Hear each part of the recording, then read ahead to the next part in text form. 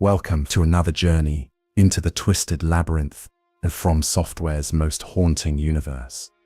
Tonight, we descend into the blood-soaked cobblestones of Yharnam to uncover one of gaming's most tragic tales, the rise and catastrophic fall of Ludwig, the Holy Blade. Wait, before you enter this world, if you enjoy this story, the full lore of the Dreamer's Tome is available as my complete ebook, written and expanded by me. Make sure to check it out. Link in the description below. Now, let's begin the story. Close your eyes and let the gentle rhythm of cosmic horror wash over you as we explore how a noble protector became the very monster he once fought. This is a story of moonlight and madness, of holy purpose corrupted by otherworldly influence, and of how even the greatest heroes can fall to forces beyond mortal comprehension.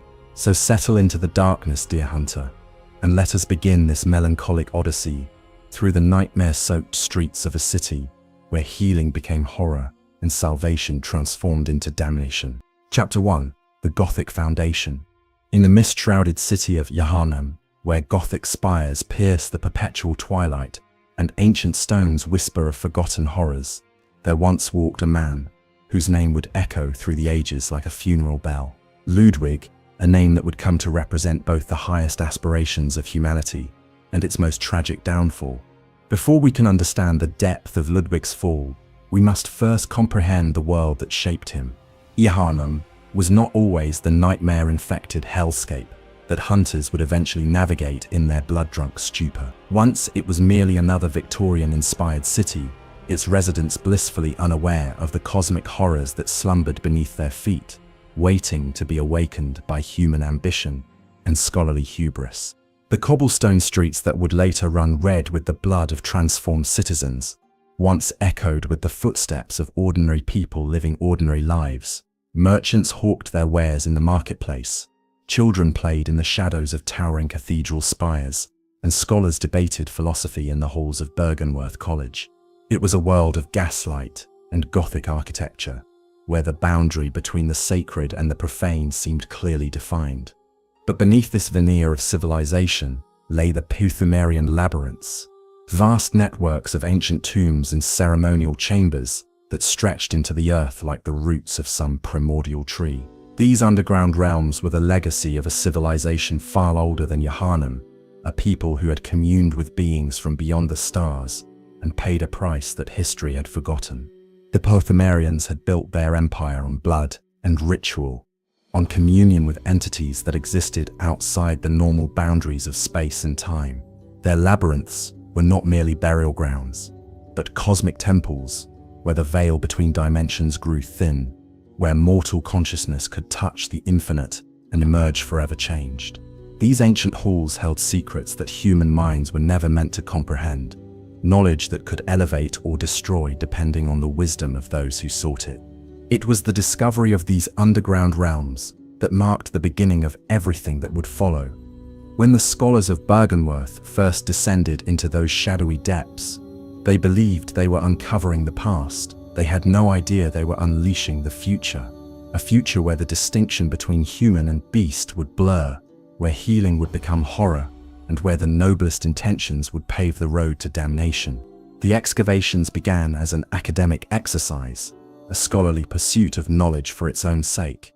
Provost Willem, the master of Bergenworth, led these expeditions with the careful methodology of a true scholar. He understood that they were dealing with forces beyond their current understanding, and he urged caution at every step. The artifacts they discovered, the inscriptions they translated, the chambers they explored, all of it spoke to a form of existence that transcended human experience. But it was in those deepest chambers that they found it, the old blood, a substance unlike anything the world had ever seen, with properties that seemed to violate the very laws of nature. It could heal any wound, cure any disease, restore youth to the aged, and strength to the weak. To those first discoverers, it must have seemed like a gift from the gods themselves, a miraculous cure for all the suffering that plagued humanity. What they failed to understand, what they could not have understood with their limited perspective, was that the old blood was not simply a healing substance.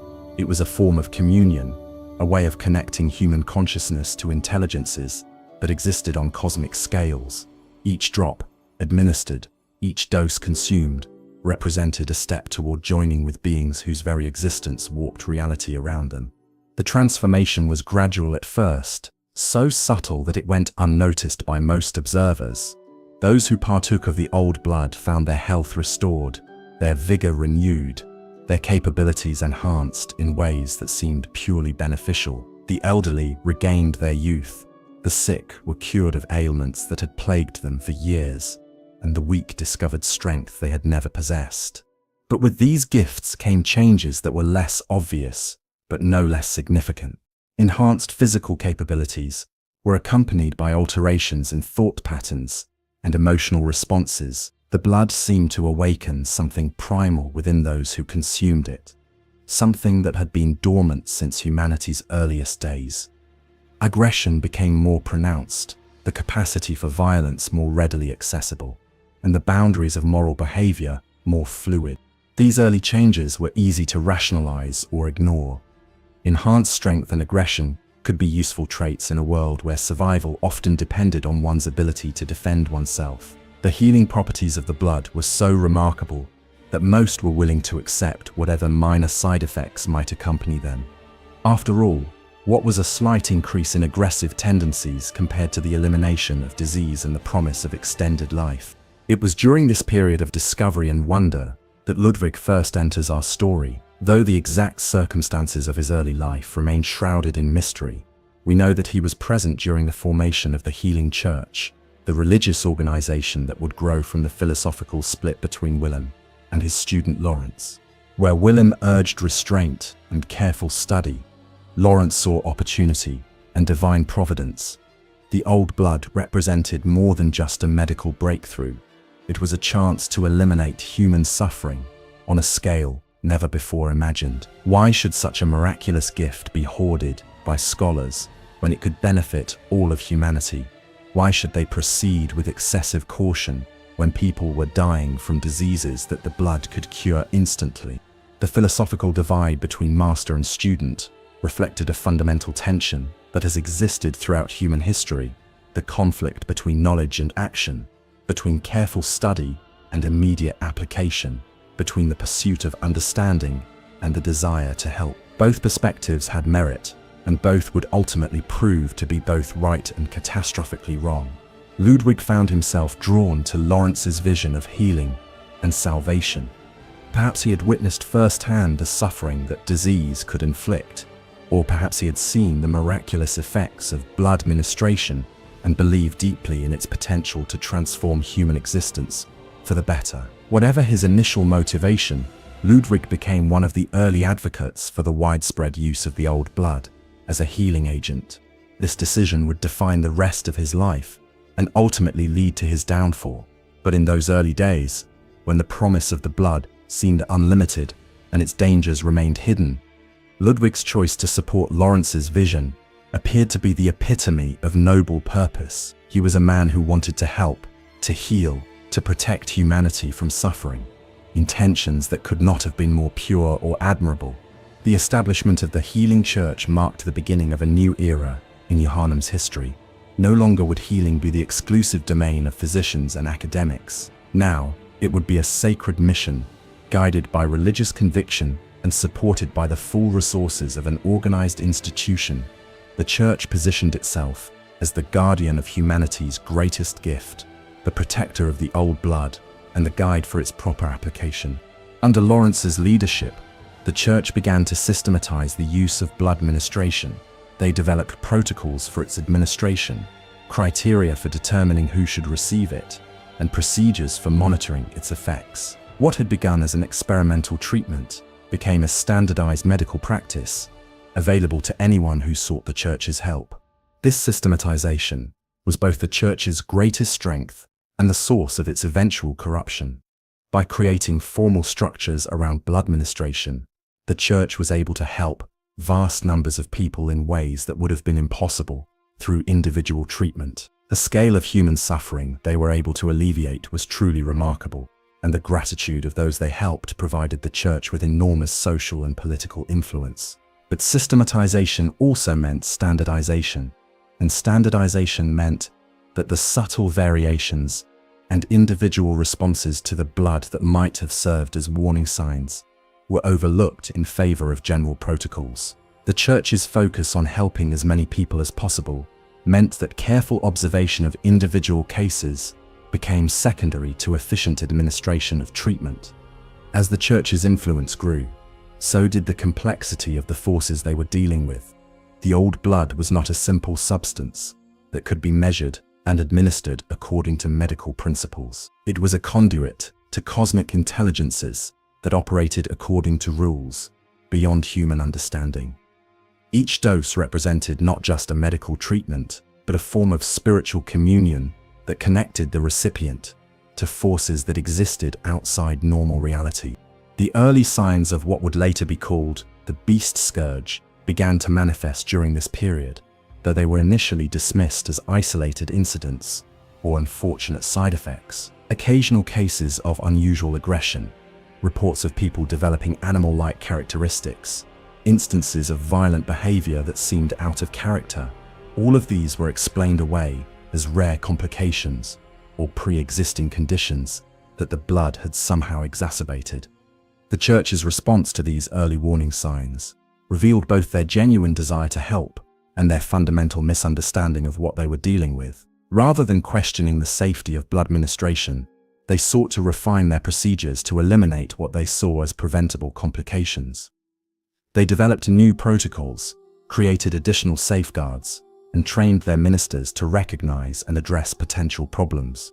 What they failed to understand was that the transformation they were witnessing was not a malfunction of the blood's healing properties, but rather their ultimate expression. The Beast Scourge was not a side effect to be eliminated, but the inevitable result of prolonged exposure to cosmic forces that operated according to principles completely alien to human values and understanding.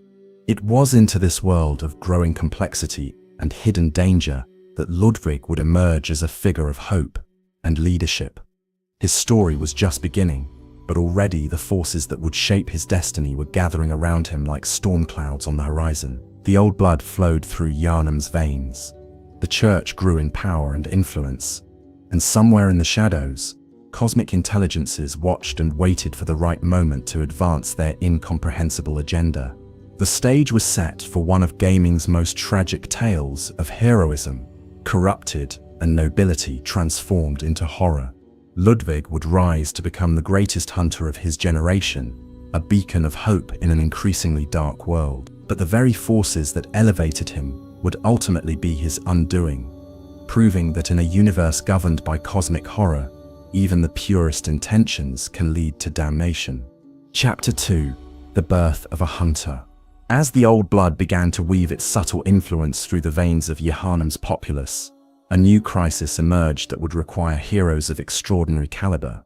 The Beast Scourge, initially dismissed as isolated incidents of mental illness or unfortunate side effects, began to manifest with increasing frequency and severity. What had started as occasional reports of aggressive behavior gradually escalated into systematic transformations that threatened the very foundation of civilized society. The first hunters to confront this growing threat operated out of Yharnam's workshop, a mysterious facility that existed somewhat apart from the mainstream institutions of Yharnam. These hunters were artists of death, masters of speed and precision, who approached their grim work with an almost supernatural grace. They wielded trick weapons of incredible sophistication, blades that could transform from one configuration to another, adapting to the tactical requirements of each encounter. Yharnam's hunters were trained to be surgical in their approach to beast elimination. They understood that their quarry had once been human, and they sought to end each hunt as quickly and humanely as possible. Their weapons reflected this philosophy. Tools like the burial blade, the blade of mercy, and the rakuo were designed for precise, efficient kills that would minimize suffering for both hunter and beast. But as the Beast Scourge intensified, it became clear that a different approach would be necessary. The beasts were growing larger, more powerful, and more numerous with each passing month. The elegant techniques that served Yharnam's hunters so well against individual, transformed humans were proving inadequate against the massive amalgamations of flesh and bone that were emerging from the ranks of those who had partaken too heavily of the old blood. This was where Ludwig's story truly began. Recognizing the need for a new type of hunter, one capable of confronting threats that dwarfed anything Gehrman's workshop had been designed to handle, the Healing Church established its own hunting division. They needed someone to lead this new organization, someone who combined the tactical acumen necessary to coordinate large-scale operations with the personal capabilities required to face the most dangerous beasts. Ludwig was the perfect candidate for this role. His background, though never fully detailed in the surviving records, clearly provided him with the knowledge and skills necessary to understand both the nature of the beast threat and the institutional requirements of building an effective response. More importantly, he possessed the kind of visionary thinking that could see beyond the immediate crisis to develop long-term solutions. The appointment of Ludwig as the first hunter of the Healing Church marked a fundamental shift in how Yharnam approached the beast scourge. Where Gehrman's hunters had operated as individual specialists working in secrecy, Ludwig's church hunters would function as a visible, organized force capable of coordinating community-wide responses to beast attacks. This transformation of hunting from a secretive specialty to a public institution had profound implications for Yharnam's society. No longer would citizens be passive victims, waiting for salvation from unknown protectors. Now they could see their defenders, understand their methods, and even participate in their own protection. Ludwig had essentially democratized the hunt, making it accessible to ordinary people while maintaining the specialized expertise necessary to deal with the most dangerous threats. The church workshop that Ludwig established represented a complete reimagining of how hunting equipment should be designed and produced. Where Gehrman's workshop had focused on creating a small number of exquisite weapons for highly skilled hunters, Ludwig's facility was designed for mass production and broad accessibility. He understood that the scale of the beast threat required weapons that could be used effectively by relatively inexperienced fighters, while still offering advanced capabilities for those who mastered their use. The weapons that emerged from Ludwig's workshop reflected this philosophy perfectly. The Kirkhammer, perhaps the most iconic of the church weapons, exemplified Ludwig's approach to practical effectiveness. In its default configuration, it was a simple silver sword, reliable but unremarkable, capable of being used effectively by any hunter after minimal training.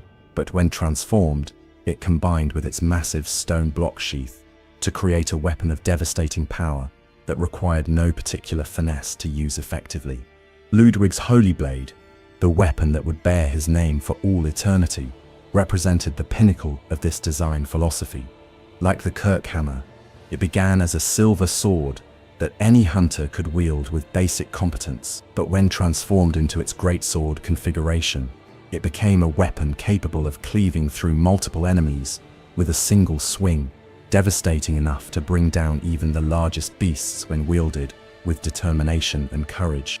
The standardization that characterized Ludwig's weapon designs was not accidental, but rather a deliberate choice that served multiple strategic purposes. By creating weapons with interchangeable components and similar handling characteristics, Ludwig ensured that his hunters could easily adapt to different tactical situations and replace damaged equipment without extensive retraining. This standardization also simplified the logistical challenges of equipping and maintaining a large force of hunters. But Ludwig's innovations extended far beyond mere weapon design. He fundamentally transformed the concept of what it meant to be a hunter, creating a new model that emphasized moral conviction and community service alongside tactical effectiveness. His hunters were not just skilled warriors, but also symbols of hope and righteousness, representatives of humanity's determination to resist the encroaching darkness. The training programs that Ludwig developed for his hunters reflected this holistic approach to hunter development.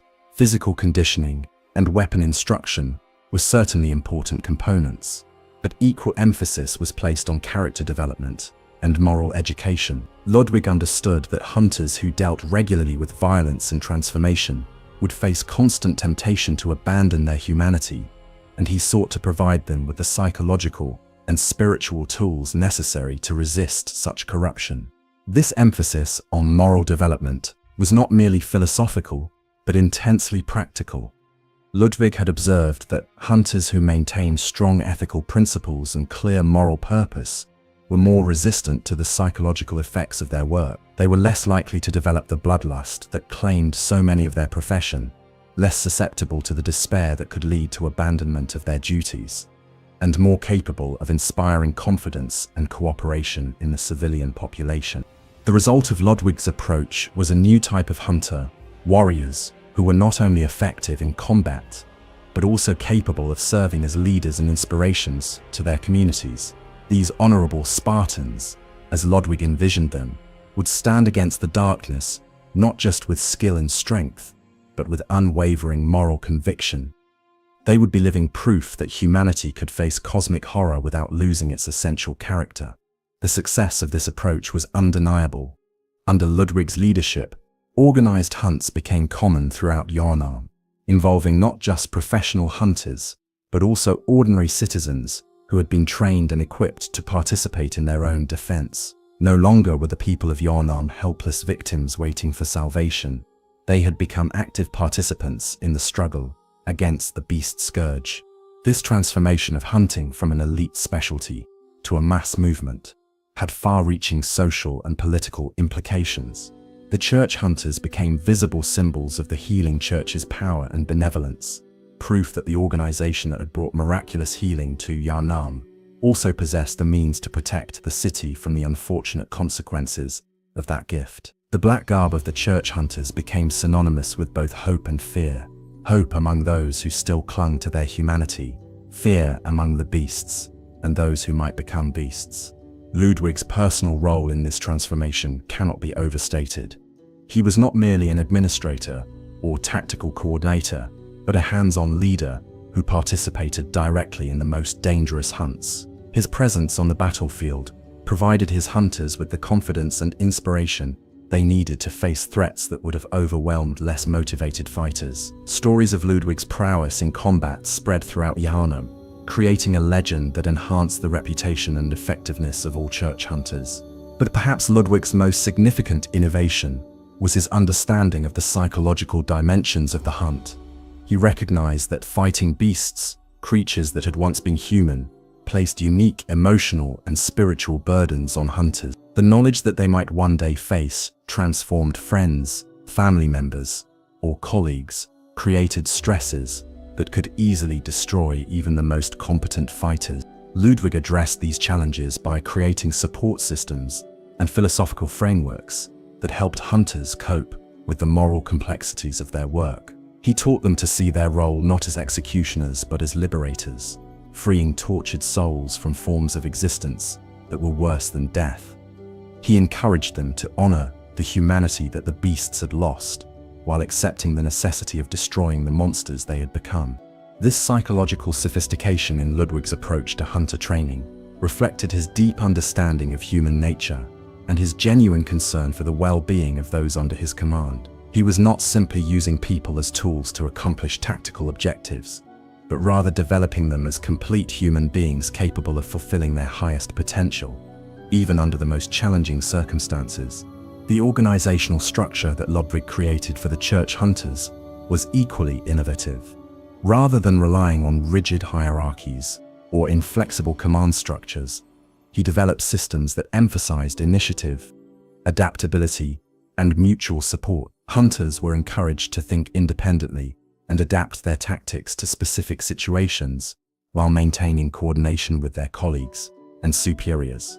This approach to organization reflected Ludwig's understanding that hunting beasts required different skills and mindsets than conventional military operations. Beasts were unpredictable opponents that could adapt and evolve in response to hunter tactics. Effective beast hunting required creativity, flexibility, and the ability to improvise solutions to novel problems, qualities that were best developed through decentralized decision-making and individual initiative. The results of Ludwig's organizational innovations were remarkable. Church hunters operating under his system were consistently more effective than comparable forces, organized according to traditional military principles. They were better at adapting to unexpected situations, more resilient in the face of setbacks, and more capable of supporting each other through the psychological challenges of their work. As Ludwig's reputation grew and his successes multiplied, he began to attract attention from sources that would ultimately prove to be far more dangerous than any beast he had ever faced. The cosmic intelligences that had seeded the old blood throughout Yharnam were always watching for individuals whose capabilities and psychological profiles made them suitable for more direct forms of influence and manipulation. Ludwig's exceptional abilities as a hunter, his leadership skills, his moral conviction, and his dedication to protecting humanity made him an ideal candidate for cosmic attention. His success in organizing effective resistance to the beast scourge had not gone unnoticed by the forces that had created the scourge in the first place. They recognized in Ludwig someone who could serve their purposes in ways that ordinary humans could not. But for now, in these early days of his career as the first church hunter, Ludwig remained focused on his mission of protecting humanity from the growing beast threat. He was achieving remarkable success, building institutions that would outlast him, and creating a legacy of effective resistance to cosmic horror. He had no way of knowing that his very success was attracting the attention of forces that would ultimately prove to be his undoing. The stage was being set for the next chapter of Ludwig's story, his discovery of the artifact that would define the rest of his existence and ultimately lead to his transformation into the very type of creature he had dedicated his life to fighting. But for now, he remained a noble protector of humanity, the shining example of what human determination and moral conviction could achieve, even in the face of cosmic horror. The tragedy of Ludwig's story was already beginning, though neither he nor anyone else could see it yet. The qualities that made him such an effective leader and protector, his dedication, his willingness to seek any tool that might help him fulfill his mission, his refusal to give up even when the odds seemed insurmountable, were the same qualities that would make him vulnerable to cosmic manipulation and corruption. But that corruption still lay in the future.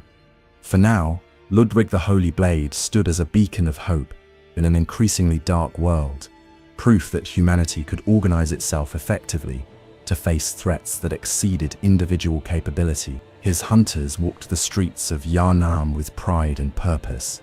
His workshops produced weapons that gave ordinary people the means to defend themselves. And his example inspired countless others to take up arms in defense of their city and their humanity. The first chapter of Ludwig's career had been an unqualified success.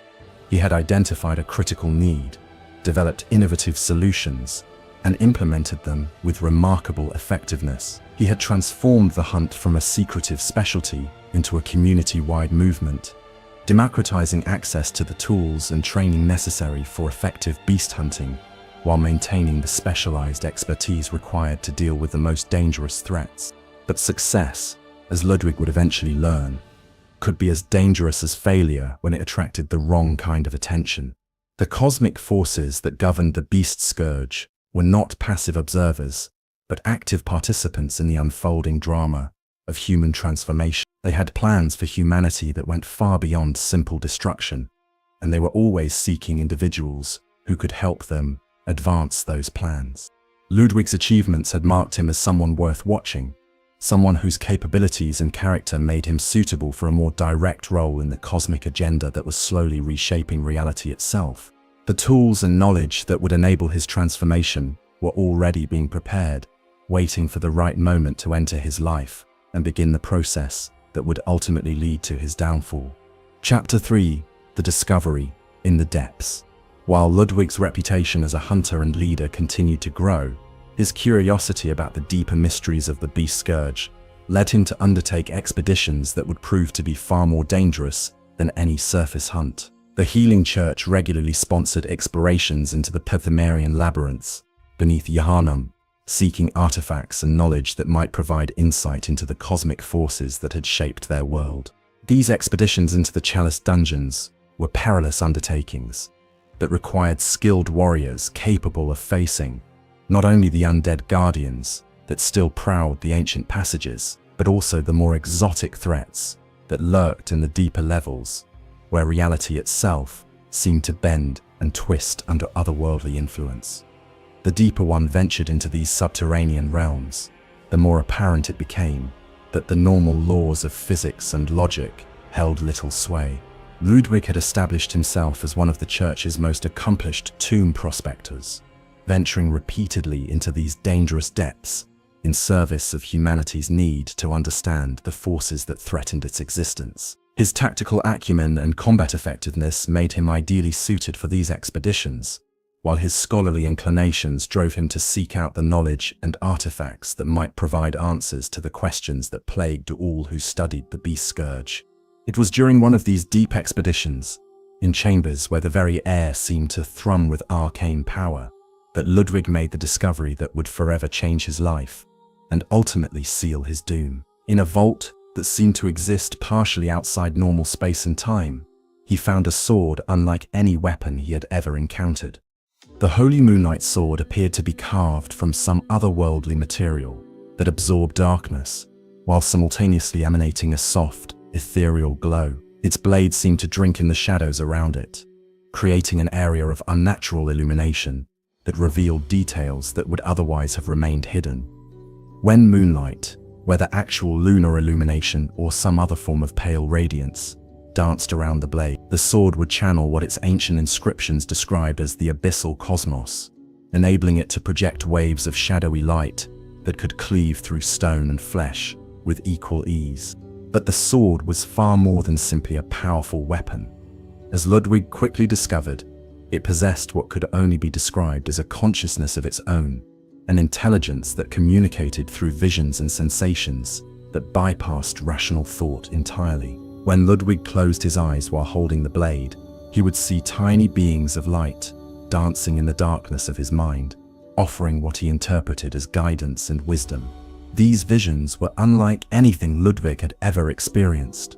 The dancing lights seemed to empty him of his fears and uncertainties, replacing doubt with confidence and confusion with clarity. They provided him with insights into beast behavior that proved invaluable in planning hunts, tactical knowledge that enhanced his effectiveness as a leader, and a sense of purpose that seemed to transcend mere human understanding. The sword's influence on Ludwig was immediate and profound. His already considerable capabilities as a hunter were enhanced beyond anything he had previously achieved. He found himself able to anticipate beast movements with uncanny accuracy, to devise strategies that consistently resulted in victory against seemingly impossible odds, and to inspire his hunters with a confidence that seemed to emanate from the weapon itself. Ludwig was protective of his discovery, keeping the sword's true nature hidden from all but his most trusted allies. To the general public and even most of his fellow hunters, Ludwig's weapon appeared to be merely an exceptionally well-crafted blade, albeit one that seemed to inspire unusual confidence in its wielder. They had no idea that they were witnessing a man who carried with him a fragment of cosmic power, a tool that connected him directly to intelligences beyond mortal comprehension. This secrecy was not born of selfishness or desire for personal advantage, but rather of Ludwig's instinctive understanding that the sword's power was dangerous in ways that went beyond simple concerns about physical harm. The visions it provided were seductive, promising ever greater power and understanding for those brave enough to embrace the cosmic perspectives they revealed. Ludwig believed himself strong enough to resist any corrupting influence while using the sword's capabilities for righteous purposes. For a time, this belief seemed justified. The Holy Moonlight Sword made Ludwig an even more formidable hunter, capable of facing threats that would have overwhelmed any ordinary warrior. His reputation grew not just as a tactical leader, but as a warrior of almost supernatural capability. Stories spread throughout Yharnam of the Church's greatest hunter, a man who wielded moonlight itself as a weapon and could face any beast without fear. Along with the sword, Ludwig discovered something else in those ancient depths that seemed to complement his new weapon perfectly. A Carial rune that he called Guidance appeared to him directly, manifesting as a symbol that represented the dancing lights he saw when he closed his eyes while holding the sword. Unlike other runes, which were typically transcribed by scholars from the inhuman utterings of great ones, this rune seemed to communicate directly with Ludwig's consciousness. The Guidance rune, when etched upon the mind through the complex mental processes that allowed humans to internalize Carial symbols, enhanced the bearer's ability to rally, to recover health, by striking enemies after taking damage. It was as if the sword was teaching Ludwig not just how to fight more effectively, but how to endure and recover from wounds that would fell other hunters. This discovery marked a turning point in Ludwig's understanding of his role and capabilities. He was no longer simply the first hunter of the church or the founder of their workshop. He had become something more, a figure touched by cosmic forces, a man who carried with him artifacts of power that connected him to the very foundations of reality itself. The dancing lights that brought him comfort and confidence were invisible to others, leaving Ludwig to appear to the outside world as someone who had found strength in darkness and solitude. This growing isolation would prove to be the beginning of Ludwig's downfall, though he could not recognize it at the time. The sword's guidance was, as its description noted, of a very private, elusive sort. Ludwig found himself increasingly alone with secrets that he could share with no one, experiencing visions that only he could see. The cosmic perspectives provided by the sword began to set him apart from his fellow humans in ways that were initially subtle, but would eventually become impossible to ignore. The knowledge that Ludwig gained through his connection to the Holy Moonlight Sword was genuine and valuable, but it came with a perspective that was fundamentally alien to human values and understanding. The dancing lights that guided him operated according to cosmic principles that treated individual human lives as insignificant variables in equations of unimaginable complexity. What seemed like helpful guidance was actually instruction in how to advance cosmic objectives that Ludwig was never allowed to fully comprehend. As Ludwig's reliance on the sword's guidance grew stronger, his decision-making began to reflect priorities that his subordinates found increasingly difficult to understand. Tactical choices that had once been made with careful consideration for human welfare began to emphasize effectiveness and cosmic significance over individual lives. The man who had once been known for his compassion and moral clarity began to display a ruthless pragmatism that bordered on callousness. These changes did not go unnoticed by those who worked closely with Ludwig.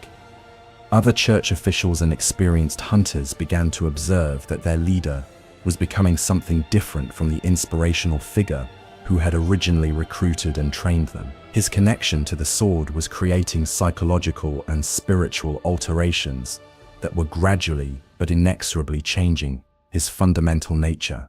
But Ludwig's effectiveness as a hunter and leader remained unquestioned. If anything, his growing ruthlessness seemed to make him more effective at the brutal work of beast elimination. The cosmic perspectives provided by the sword allowed him to see patterns and connections that escaped purely human analysis, giving him tactical advantages that consistently resulted in successful hunts and strategic victories. This effectiveness bought Ludwig time and credibility, allowing him to continue his work, even as concerns about his mental state grew among those who knew him best. The desperate nature of the beast crisis made the church hierarchy reluctant to question someone whose methods, however disturbing, were producing results that seemed essential for humanity's survival. The Holy Moonlight Sword's influence extended beyond Ludwig himself to affect the entire structure of the church's hunting operations.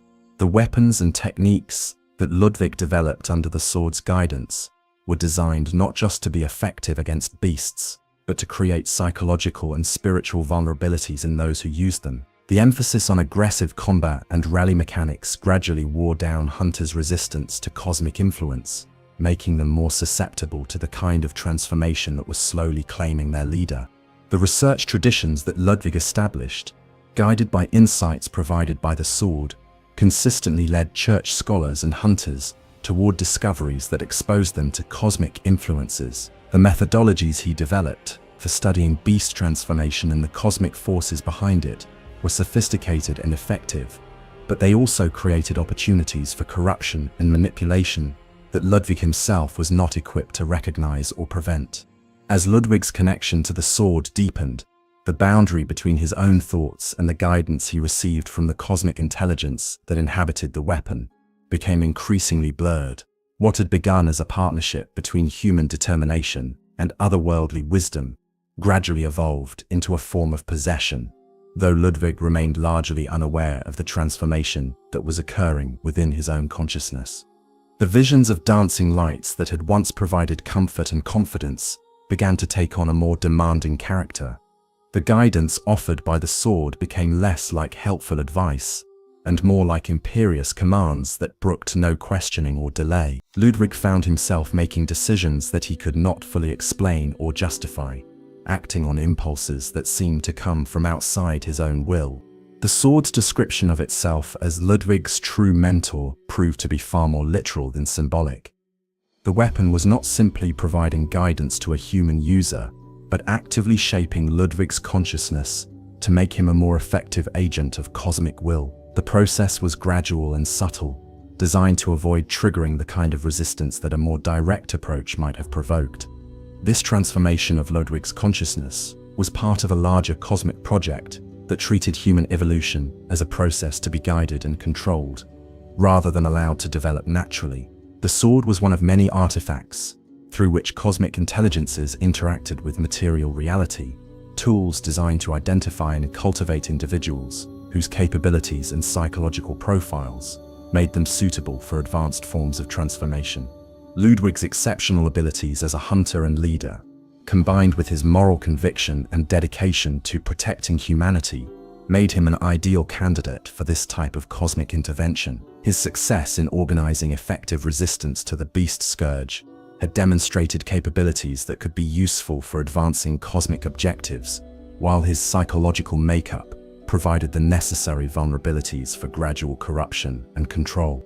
The cosmic intelligence that inhabited the Holy Moonlight Sword had been observing the events in Yharnam for some time, looking for an individual who possessed the right combination of skill, influence, and susceptibility to serve as its agent in the material world. Ludwig's discovery of the sword had not been a matter of chance or luck, but rather the result of a deliberate selection process conducted by forces that operated according to principles beyond human understanding.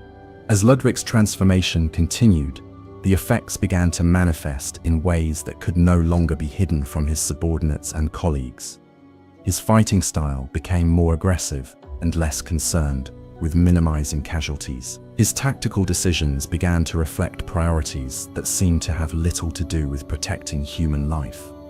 His interactions with other hunters and church officials took on a distant, almost alien quality that made meaningful communication increasingly difficult. Yet, Ludwig's personal effectiveness continued to grow. The sword's influence enhanced his capabilities in ways that made him formidable beyond anything he had achieved as a purely human hunter. His connection to cosmic forces provided him with insights and abilities that allowed him to face threats that would have overwhelmed any ordinary warrior. This effectiveness served to mask the extent of his transformation and to provide justification for tolerating his increasingly erratic behavior. The tragic irony of Ludwig's situation was that his noble desire to protect humanity was being used as a tool to advance cosmic objectives that had little to do with human welfare. The same dedication that had made him such an effective leader was now serving to make him a more useful agent of forces that viewed humanity primarily as raw material for transformation experiments. His moral conviction, rather than protecting him from corruption, had become a vulnerability that cosmic intelligences could exploit to guide his actions in directions that served their purposes. The discovery of the Holy Moonlight Sword had marked the beginning of the end for Ludwig's human existence, though he would not recognize this for some time to come. The weapon that he believed was enhancing his ability to protect humanity was actually preparing him for a transformation that would make him one of the very creatures he had dedicated his life to destroying. Chapter 4: The Gradual Descent. The months following Ludwig's discovery of the Holy Moonlight Sword were marked by a series of subtle changes that would only become apparent in retrospect. To those who worked closely with him, Ludwig remained the inspirational leader and tactical genius who had revolutionized the church's approach to beast hunting. His successes continued to mount, his innovations continued to save lives, and his reputation continued to grow throughout Yharnam and beyond. But beneath this veneer of continued effectiveness, something fundamental was shifting in Ludwig's relationship with both his work and his humanity. The cosmic perspectives provided by the sword were gradually reshaping his understanding of what it meant to protect people, what constituted acceptable losses in the pursuit of victory, and what kinds of knowledge were worth pursuing, regardless of their potential dangers. The first manifestations of this change appeared in Ludwig's approach to tactical planning, where he had once carefully balanced the necessity of beast elimination against the safety of his hunters. He began to emphasize mission success above all other considerations. Hunting expeditions became more aggressive and less carefully planned, with Ludwig seemingly willing to accept higher casualty rates in exchange for more thorough elimination of beast threats. When questioned about these changes by his subordinates, Ludwig would provide explanations that drew on cosmic principles and otherworldly concerns that his listeners found difficult to understand or evaluate. He spoke of the necessity of striking before beasts could evolve further, of the importance of maintaining momentum in humanity's war against cosmic horror, and of the need to make short-term sacrifices to ensure long-term survival. These explanations were not entirely without merit. The beast scourge was indeed evolving and intensifying, and some form of aggressive response was clearly necessary. But Ludwig's new approach seemed to reflect a shift in priorities that placed abstract strategic objectives above the concrete welfare of individual hunters and civilians. The man who had once been known for his compassion and concern for his subordinates was becoming someone who treated human lives as expendable resources in a larger cosmic struggle.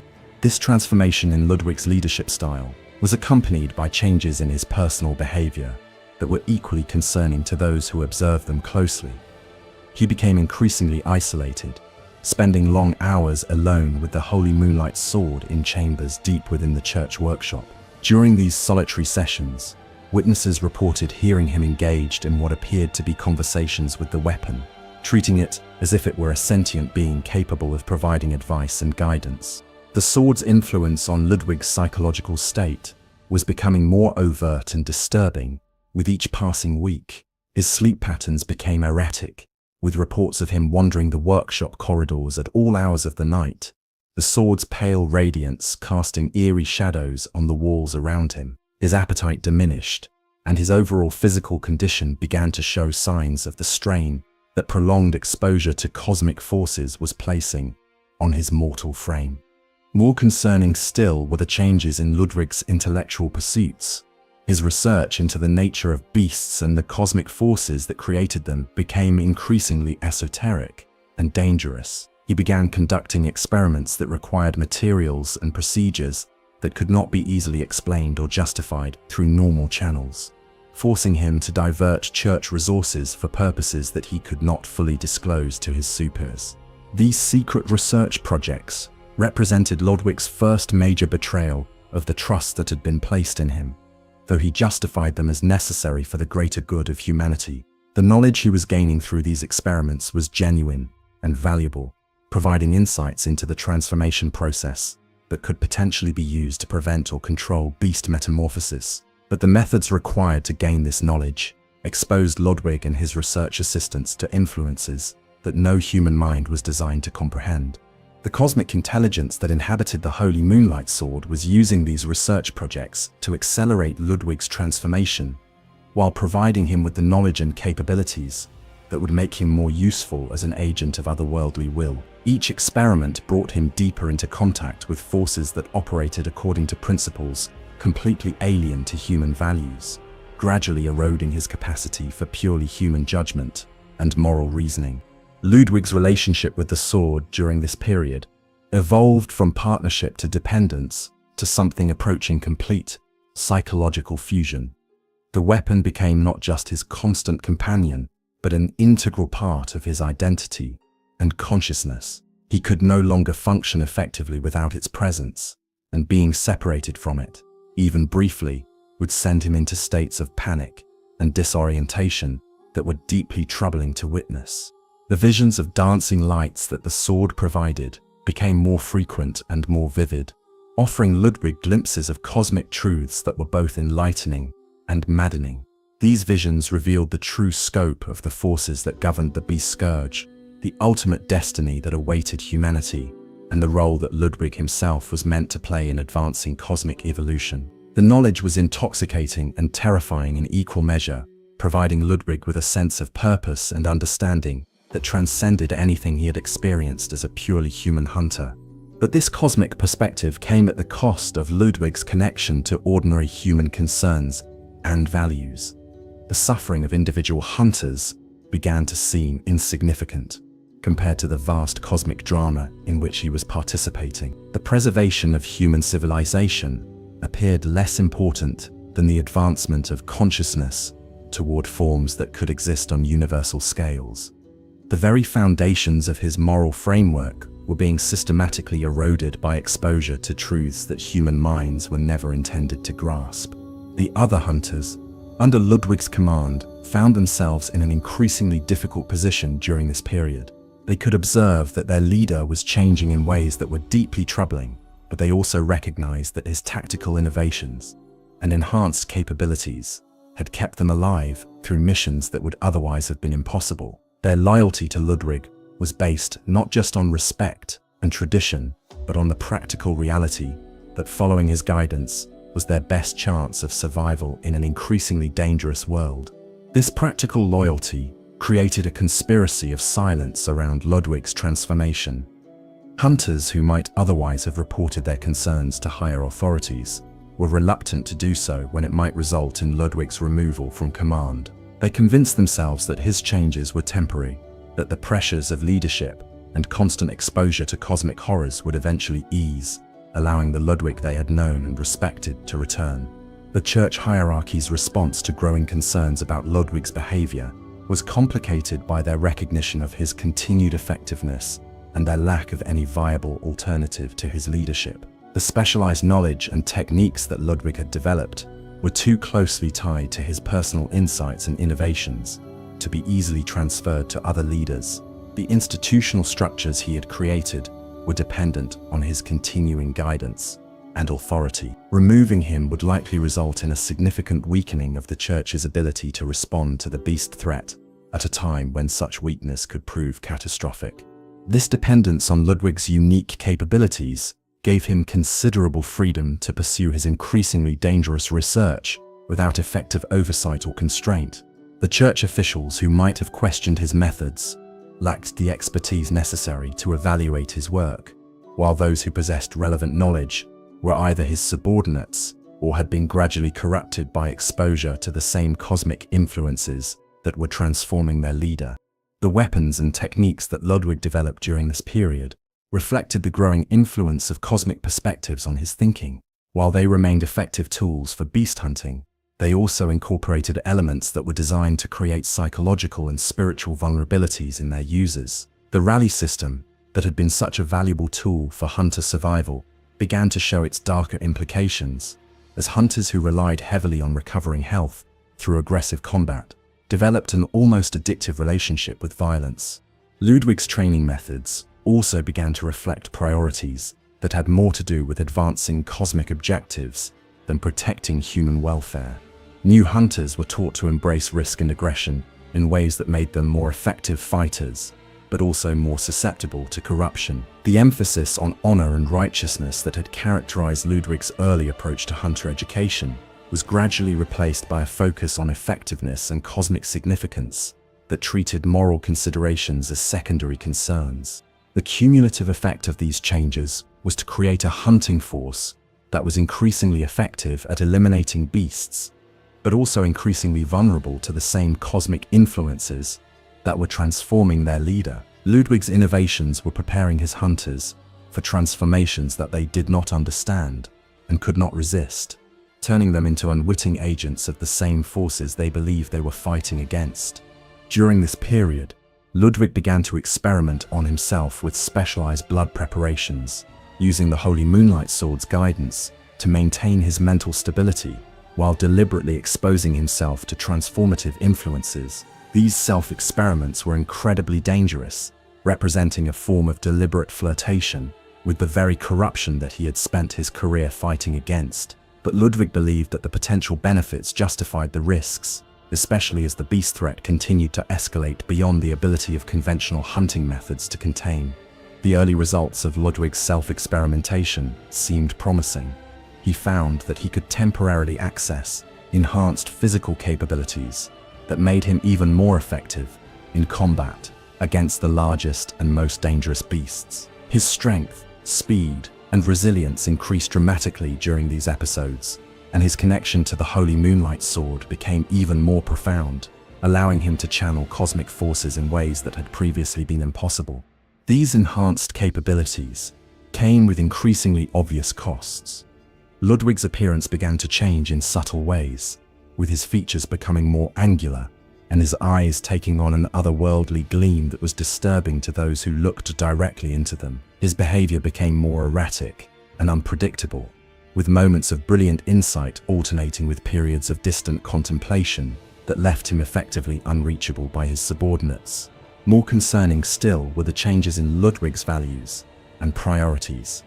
The man who had once been known for his compassion and concern for individual hunters began to display a cold calculation that treated human lives as expendable resources in pursuit of cosmic objectives. Hunting missions became more dangerous and less carefully planned, with Ludwig seemingly willing to accept catastrophic losses in exchange for advancing his understanding of transformation processes and cosmic forces.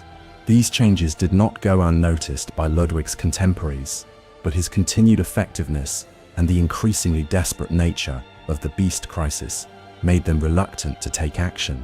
Yharnam, the first hunter, made occasional references to Ludwig that suggested concern about the direction his former colleague was taking. Other hunters and church officials began to whisper about Ludwig's increasing isolation and the strange intensity that characterized his interactions with subordinates.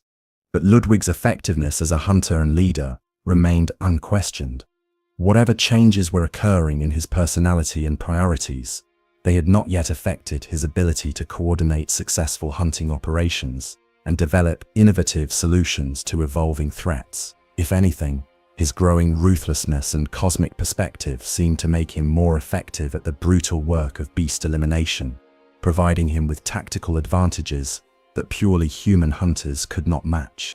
This effectiveness provided Ludwig with the credibility and authority necessary to continue his transformation without effective opposition. The very success of his methods served to justify tolerating his increasingly erratic behavior and disturbing philosophical outlook. As long as he continued to deliver results that seemed essential for humanity's survival, most observers were willing to overlook concerns about his mental state and moral compass. The tragic irony of Ludwig's situation during this period was that his noble desire to protect humanity was being systematically perverted to serve cosmic objectives that had little to do with human welfare. The same dedication that had made him such an effective leader was now being used as a tool to advance transformation processes that would ultimately render humanity unrecognizable. His moral conviction, rather than protecting him from corruption, had become a vulnerability that cosmic intelligences could exploit to guide his actions in directions that served their incomprehensible purposes. The cosmic intelligence that inhabited the Holy Moonlight Sword was conducting a careful experiment in consciousness transformation, using Ludwig as a test subject for techniques that could potentially be applied to other individuals with similar capabilities and psychological profiles. The process was designed to preserve as much of Ludwig's original effectiveness as possible, while gradually replacing his human motivations with cosmic imperatives that would make him a more useful agent of otherworldly will. This transformation process was not unique to Ludwig, but rather part of a larger pattern that was being repeated throughout Yharnam and potentially throughout the universe. The forces that governed the Beast Scourge were not simply destroying human civilization, but were actively working to transform it into something that could serve cosmic purposes. Ludwig's fate was intended as a prototype for what humanity as a whole might eventually become under proper guidance and control.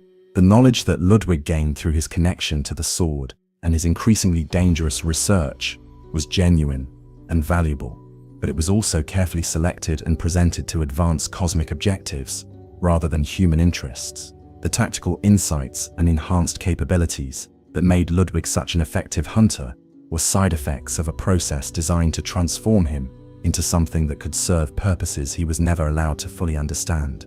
As Ludwig's transformation progressed, The boundary between his consciousness and the cosmic intelligence that inhabited the sword became increasingly blurred. What had begun as a partnership between human determination and otherworldly wisdom was evolving into a form of possession that would ultimately result in the complete replacement of Ludwig's human identity with something alien and incomprehensible.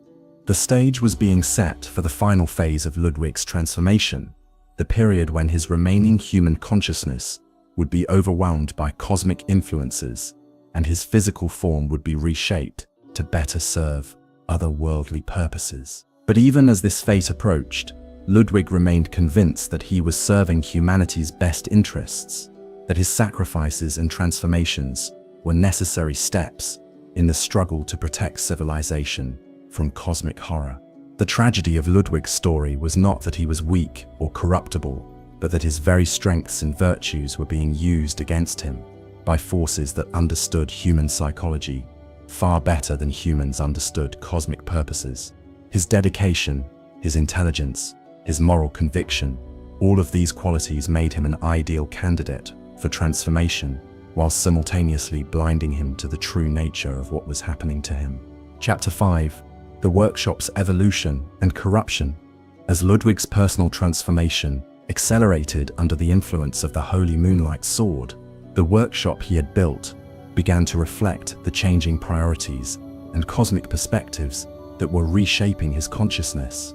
What had once been a center of innovation dedicated to protecting humanity gradually evolved into something that served purposes its founder no longer fully understood. The massive circular tower that housed the church workshop underwent subtle but significant modifications during this period.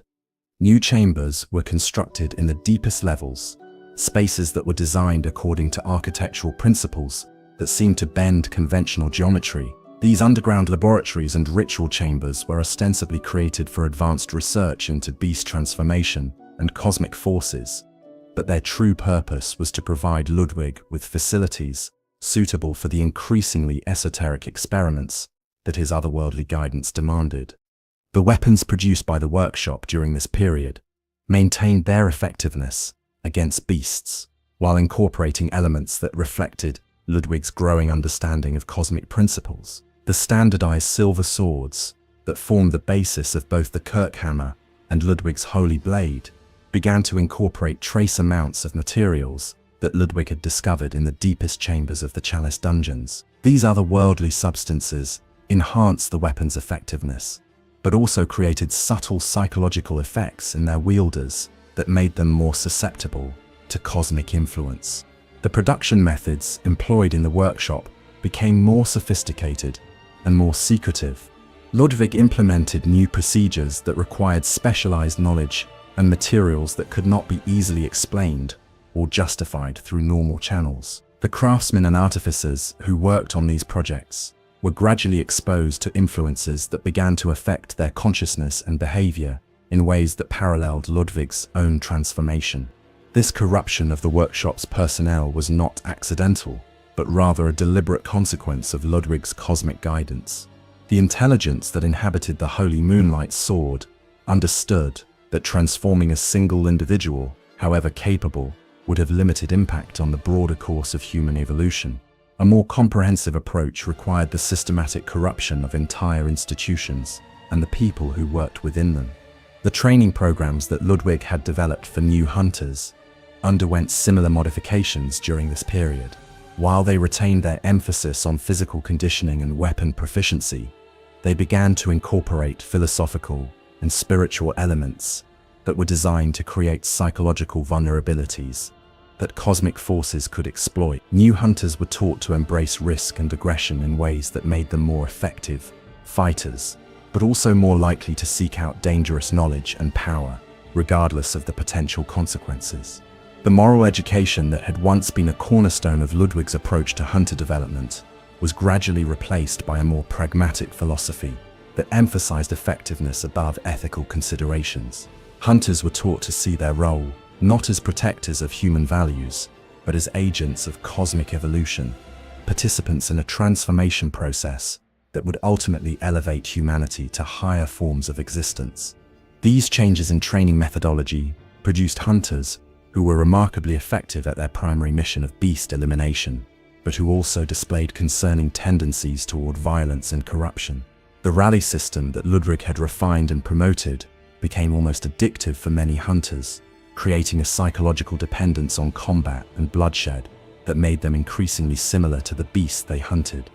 The research activities conducted within the workshop became increasingly focused on understanding and potentially controlling the transformation processes that governed the beast scourge.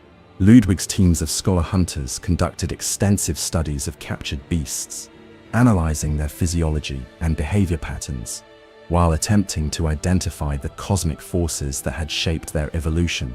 This research produced valuable tactical intelligence, but also exposed the researchers to influences that gradually eroded their sanity and humanity. The methodologies employed in these research projects were sophisticated and effective, but they were also designed according to cosmic principles that treated human welfare as a secondary consideration. Experiments that might have been rejected on ethical grounds by purely human researchers were justified as necessary steps in humanity's struggle for survival and evolution. The knowledge gained through these studies was genuine and valuable, but it came at a cost that was not immediately apparent to those who pursued it. Ludwig's personal involvement in these research activities became more intensive and more secretive as his transformation progressed. He began conducting experiments that required materials and procedures that could not be disclosed to his subordinates or superiors, forcing him to operate in ways that violated the trust and transparency that had once characterized his leadership. These secret projects represented a fundamental betrayal of the principles that had guided his early career, though he justified them as necessary sacrifices for the greater good. The cosmic intelligence that guided Ludwig's research was using these projects to advance its understanding of human consciousness and the factors that governed successful transformation. Each experiment provided data about the limits of human adaptability and the most effective methods for overcoming resistance to cosmic influence. Ludwig himself was both the primary investigator and the primary test subject for these studies, serving as a prototype for transformation techniques that could potentially be applied to other individuals. The workshop's relationship with the broader church hierarchy became increasingly strained during this period, as Ludwig's secretive activities and changing priorities created conflicts with established policies and procedures. Church officials who had once been supportive of Ludwig's innovations began to express concerns about the direction of his research and the resources he was consuming in pursuit of objectives that seemed increasingly divorced from practical beast hunting needs. Ludwig's responses to these concerns revealed the extent to which his perspective had been altered by cosmic influence. He spoke of the necessity of understanding enemy capabilities before they could be effectively countered, of the importance of maintaining technological and strategic advantages over evolving threats, and of the need to explore all possible avenues for enhancing human capabilities in the face of cosmic horror. These arguments were not entirely without merit, but they reflected priorities that seemed to place abstract knowledge above immediate human welfare. The personnel who worked most closely with Ludwig during this period began to display signs of transformation that paralleled their leader's own corruption. Extended exposure to the cosmic influences that permeated the workshop's research activities created psychological and spiritual changes that gradually altered their fundamental nature. These individuals became more effective at their assigned tasks, but also more distant from normal human concerns and values. This spreading corruption created a feedback loop that accelerated Ludwig's own transformation, while making it more difficult for outside observers to recognize the extent of the problem. As more of the workshop's personnel became aligned with cosmic perspectives, Ludwig's increasingly erratic behavior and disturbing priorities seemed less anomalous and more acceptable. The institutional culture of the workshop evolved to normalize and support activities that would have been rejected as dangerous or unethical by purely human standards. The weapons and equipment produced by the workshop during this period reflected the influence of cosmic knowledge while maintaining their effectiveness against conventional threats. New designs incorporated principles that Ludwig had learned through his otherworldly research, creating tools that were more powerful and versatile than their predecessors, but which also carried subtle influences that affected their users' psychological and spiritual development. The mass production techniques that had been one of Ludwig's greatest innovations began to serve cosmic purposes, as standardized weapons carrying otherworldly influences were distributed throughout the Church's hunting forces. Each weapon served as a potential conduit for cosmic infection, gradually exposing its wielder to the same transformative influences that had corrupted its creators. The democratization of hunting that Ludwig had achieved was being systematically perverted to serve as a vector for widespread transformation. The ammunition produced by the workshop underwent similar modifications, with quicksilver bullets being enhanced with trace amounts of materials that Ludwig had discovered in his deep research. These improvements made the ammunition more effective against beasts, while also creating subtle psychological effects in hunters who used them regularly. The cumulative impact of these modifications was to create a hunting force that was gradually being prepared for transformation without being aware of the process. The architectural modifications made to the workshop during this period served both practical and symbolic purposes. The new chambers and laboratories provided Ludwig with the facilities necessary for his increasingly esoteric research, while also creating spaces that were more compatible with cosmic influences than conventional human architecture. These modifications gradually transformed the workshop from a human institution into something that could serve otherworldly purposes. The deeper levels of the workshop became increasingly isolated from the surface facilities, creating a hidden infrastructure that operated according to principles that had little to do with conventional beast hunting. These underground complexes served as laboratories for transformation research, storage facilities for cosmic artifacts, and ritual chambers where Ludwig conducted experiments that required exposure to otherworldly influences. The personnel who worked in these deeper levels were gradually transformed by their environment and their activities, becoming something that was neither fully human nor entirely otherworldly. These individuals served as intermediaries between Ludwig's human subordinates and the cosmic forces that were guiding the workshop's evolution. They were capable of carrying out complex tasks that required both human intelligence and cosmic perspective, while serving as agents of transformation for others who came into contact with them.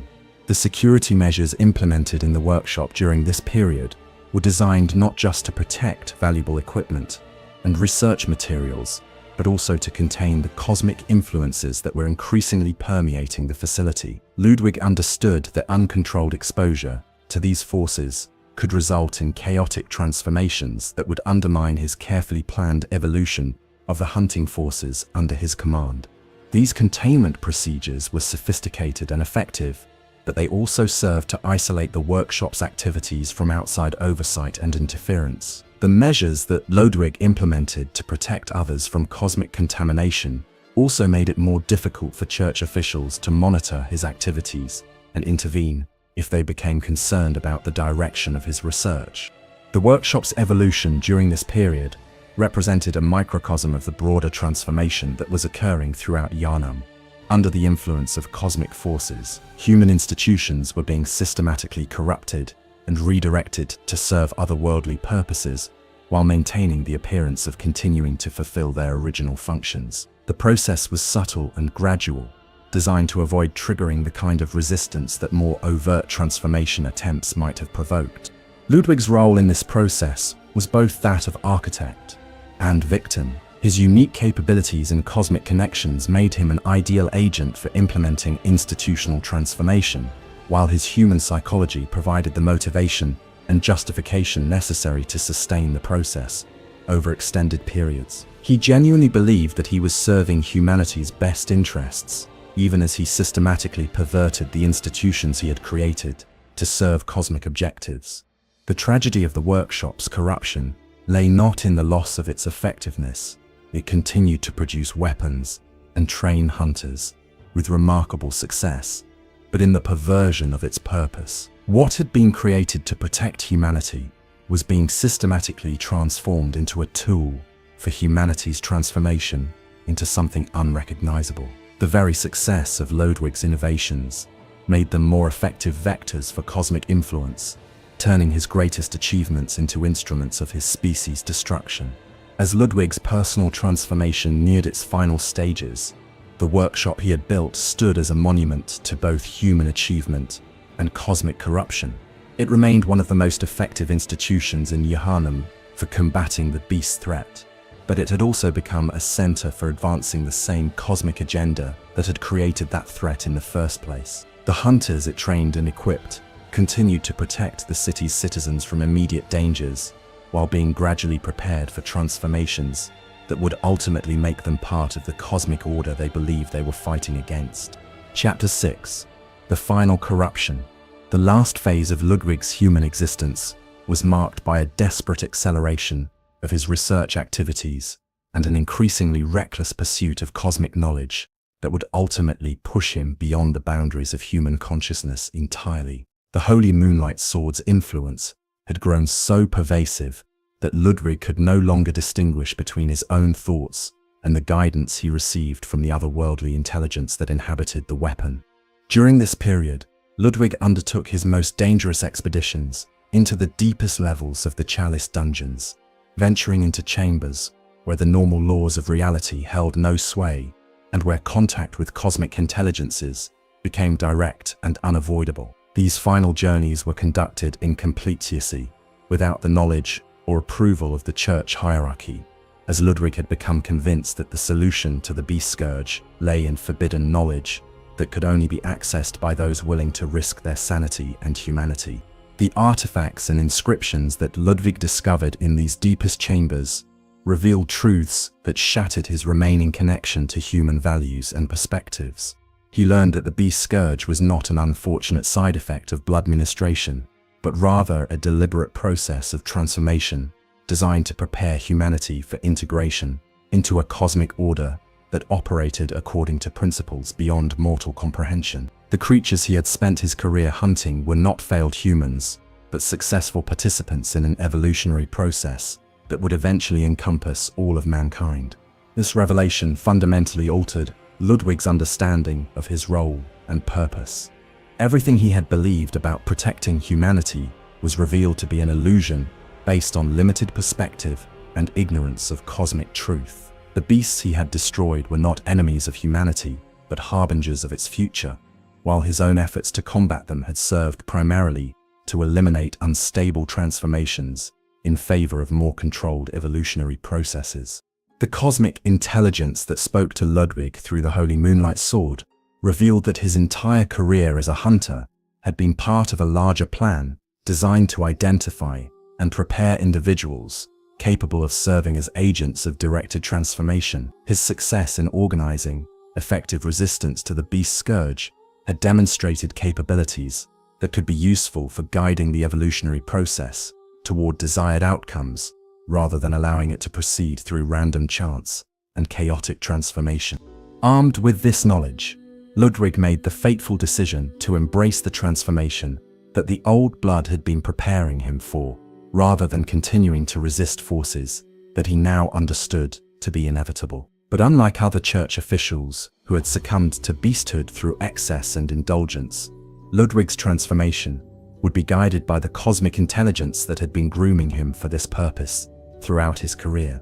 The process began with Ludwig's systematic exposure to increasingly potent blood preparations, while using the Holy Moonlight Sword's guidance to maintain psychological stability during the early stages of physical transformation. He conducted these experiments on himself in the deepest chambers of the workshop, spaces that had been modified to contain and channel cosmic influences in ways that would maximize the effectiveness of the transformation process. The early stages of Ludwig's metamorphosis enhanced his already formidable capabilities while gradually reshaping his physical form to better accommodate cosmic consciousness. His strength and speed increased to levels that exceeded anything he had achieved as a purely human hunter, while his connection to otherworldly forces provided him with insights and abilities that allowed him to perceive and manipulate reality in ways that had previously been impossible. But these enhancements came at the cost of his human identity and moral framework. Ludwig's consciousness began to fragment as cosmic perspectives competed with human memories and values for control of his thoughts and actions. The man who had once been motivated by compassion and dedication to protecting innocent life was gradually replaced by something that viewed individual human existence as insignificant compared to the vast evolutionary processes that governed cosmic development. The physical changes that accompanied Ludwig's psychological transformation were far more dramatic than anything that had occurred during his previous experiments with blood enhancement. His body began to take on characteristics that were neither fully human nor recognizably bestial, incorporating elements that seemed to derive from otherworldly sources entirely.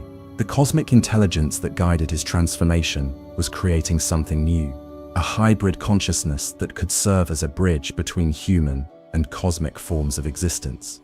Ludwig's metamorphosis was not simply a matter of physical alteration, but represented a fundamental reorganization of consciousness itself. His human personality and memories were preserved but restructured to serve cosmic purposes, while new aspects of awareness were added that allowed him to perceive and interact with realities that existed outside normal space-time. The result was a being that retained enough human characteristics to understand and manipulate human psychology, while possessing cosmic perspectives that transcended individual mortality.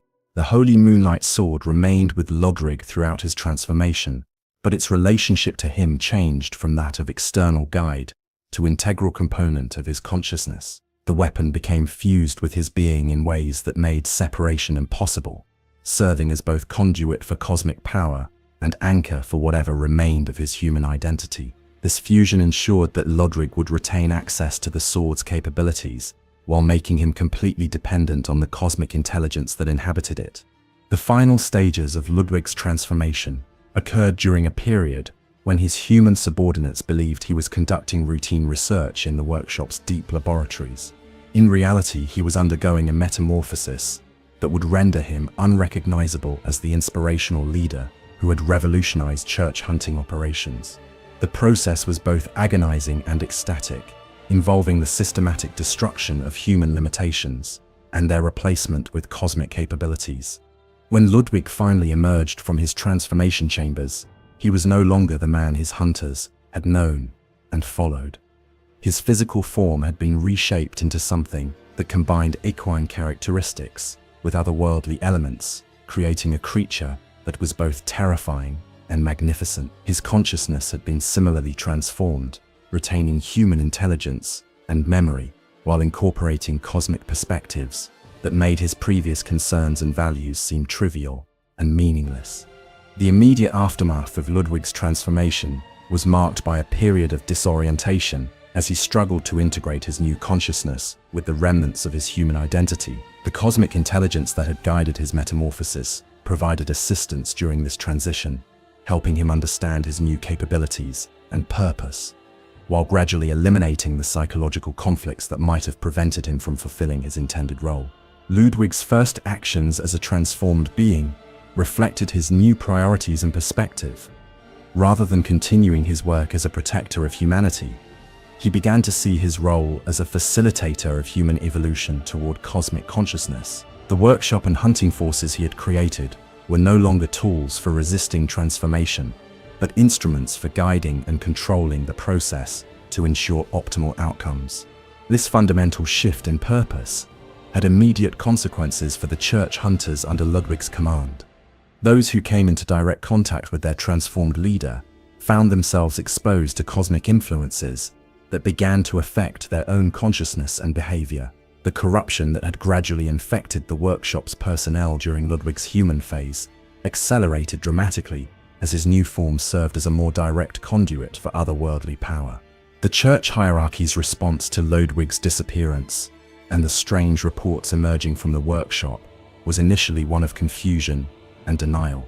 They could not afford to acknowledge that their most effective hunter had succumbed to the very corruption he had spent his career fighting, as this would undermine their authority and credibility with both hunters and the general population. Official reports spoke of Ludwig's death in service to the church, with no mention of transformation or the circumstances that had led to his disappearance.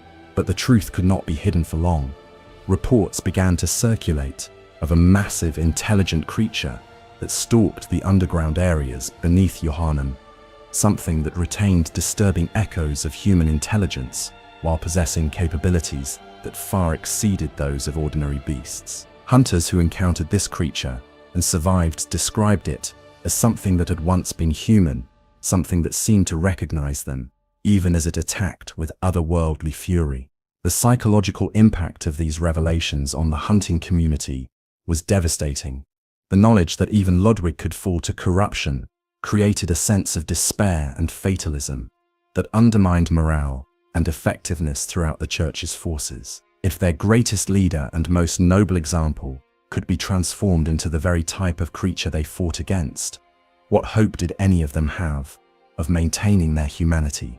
The institutional structures that Ludwig had created began to fragment and deteriorate in the absence of his leadership and guidance.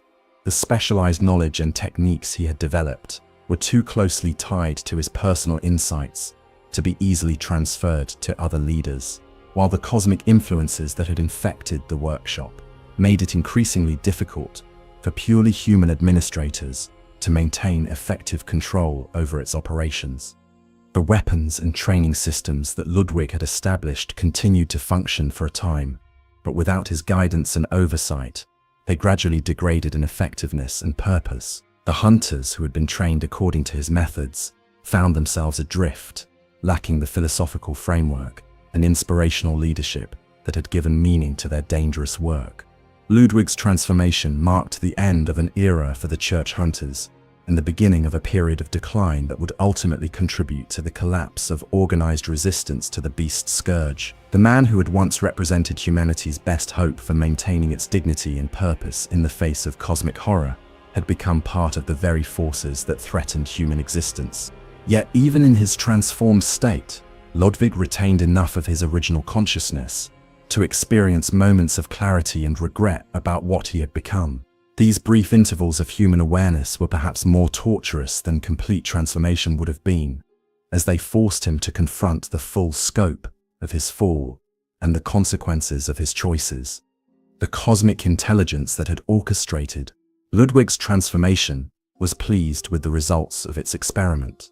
It had successfully created a hybrid consciousness that could serve as a prototype for future transformation projects, while retaining enough human characteristics to be effective at manipulating and corrupting other individuals. Ludwig's metamorphosis represented a significant advancement in cosmic understanding of how to guide human evolution toward desired outcomes.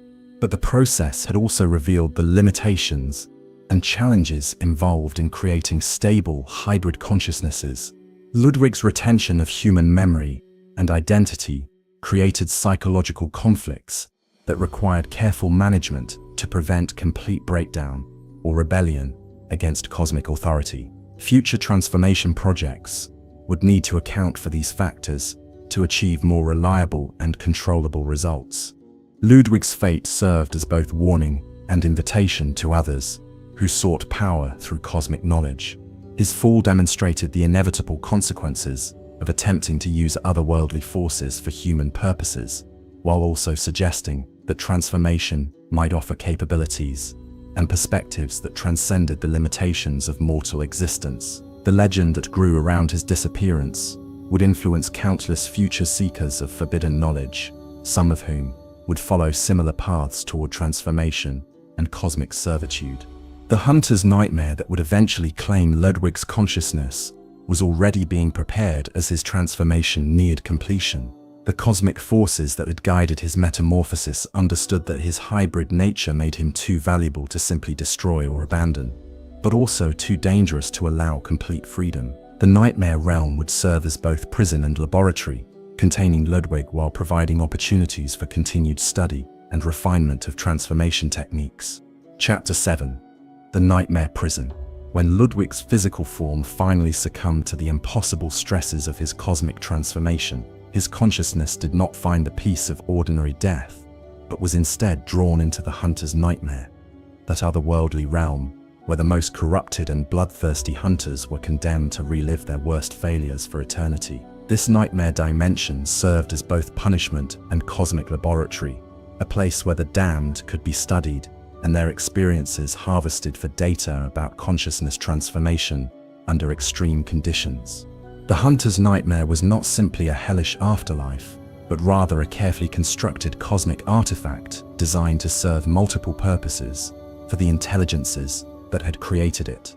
It functioned as a containment system for failed or unstable transformation experiments, preventing them from interfering with ongoing projects in the material world. It provided a controlled environment for observing the long-term effects of cosmic influence on consciousness and identity. Most importantly, it offered opportunities for continued experimentation and refinement of transformation techniques, using subjects who could no longer resist or escape. Ludwig's entry into the nightmare realm was marked by a catastrophic fragmentation of his consciousness, as the cosmic and human elements of his identity were violently separated and reorganized according to the nightmare's alien logic. The hybrid awareness that had defined his transformed existence was broken apart and reassembled into new configurations that served the nightmare's purposes, while eliminating the psychological conflicts that had made him difficult to control. In the nightmare, Ludwig found himself reduced to a creature of pure instinct and hunger, driven by an insatiable thirst for blood that could never be satisfied. His memories of his former life remained, but they were twisted and distorted by the realm's malevolent influence, transforming his noble purposes into savage needs and his protective instincts into predatory drives. The underground corpse pile, where Ludwig made his lair, became a grotesque monument to his fallen state. The countless bodies that littered the chamber represented hunters and other unfortunates who had fallen to his claws during his endless, purposeless hunt. Each corpse served as a reminder of the lives that had been lost due to his corruption, a physical manifestation of the guilt and horror that consumed whatever remained of his human consciousness. The design of Ludwig's nightmare domain reflected the cosmic intelligence's understanding of psychological torture and behavioral conditioning. The environment was crafted to maximize his suffering, while extracting useful data about the persistence of human identity under extreme transformation. Every aspect of his existence in the nightmare served multiple purposes: punishment for his resistance to complete cosmic assimilation, continued experimentation with hybrid consciousness, and demonstration of the futility of human values in the face of otherworldly power. The river of blood that flowed through the nightmare from Ludwig's lair carried more than just the physical remnants of his victims. It served as a form of cosmic communication system, transmitting information about Ludwig's experiences and psychological state to intelligences that existed outside the nightmare realm. Each drop contained encoded data about the effects of prolonged transformation and the potential for future evolution toward more stable hybrid forms. Ludwig's behavior in the nightmare was characterized by savage unpredictability that reflected the complete breakdown of his human moral framework. He would attack anything that entered his domain with mindless ferocity, using his massive size and supernatural strength to overwhelm opponents through brute force, rather than the tactical sophistication that had characterized his human career. The creature he had become was driven primarily by hunger, not just for blood, but for the life force itself, deriving sustenance from the act of violence as much as from consuming his victims. Yet even in his degraded state, Ludwig retained certain capabilities that suggested the persistence of human intelligence beneath the surface of bestial madness. He demonstrated an ability to learn from encounters with different types of opponents, adapting his tactics to deal with specific threats more effectively. This adaptability made him far more dangerous than typical nightmare creatures, which relied primarily on instinct and overwhelming force. The Holy Moonlight Sword remained connected to Ludwig throughout his nightmare existence, but their relationship had evolved into something even more disturbing than the possession that had characterized his final human years. The weapon existed simultaneously as a separate entity and as an integral part of Ludwig's consciousness, manifesting independently when circumstances required it, while remaining fundamentally linked to his will and awareness. This connection meant that the sword retained its ability to influence Ludwig's behavior and mental state even in his transformed condition. During moments of extreme duress, or when faced with particularly challenging opponents, the sword could temporarily restore portions of Ludwig's human consciousness, allowing him to fight with the skill and intelligence that had once made him the Church's greatest hunter. These temporary restorations were both blessing and curse for Ludwig. They provided brief respites from the bestial madness that normally consumed him, but they also forced him to confront the full horror of what he had become. The return of human awareness meant the return of human emotion, guilt, shame, and despair at the lives he had taken and the ideals he had betrayed. These moments of clarity were often more agonizing than the periods of mindless savagery that constituted his normal existence.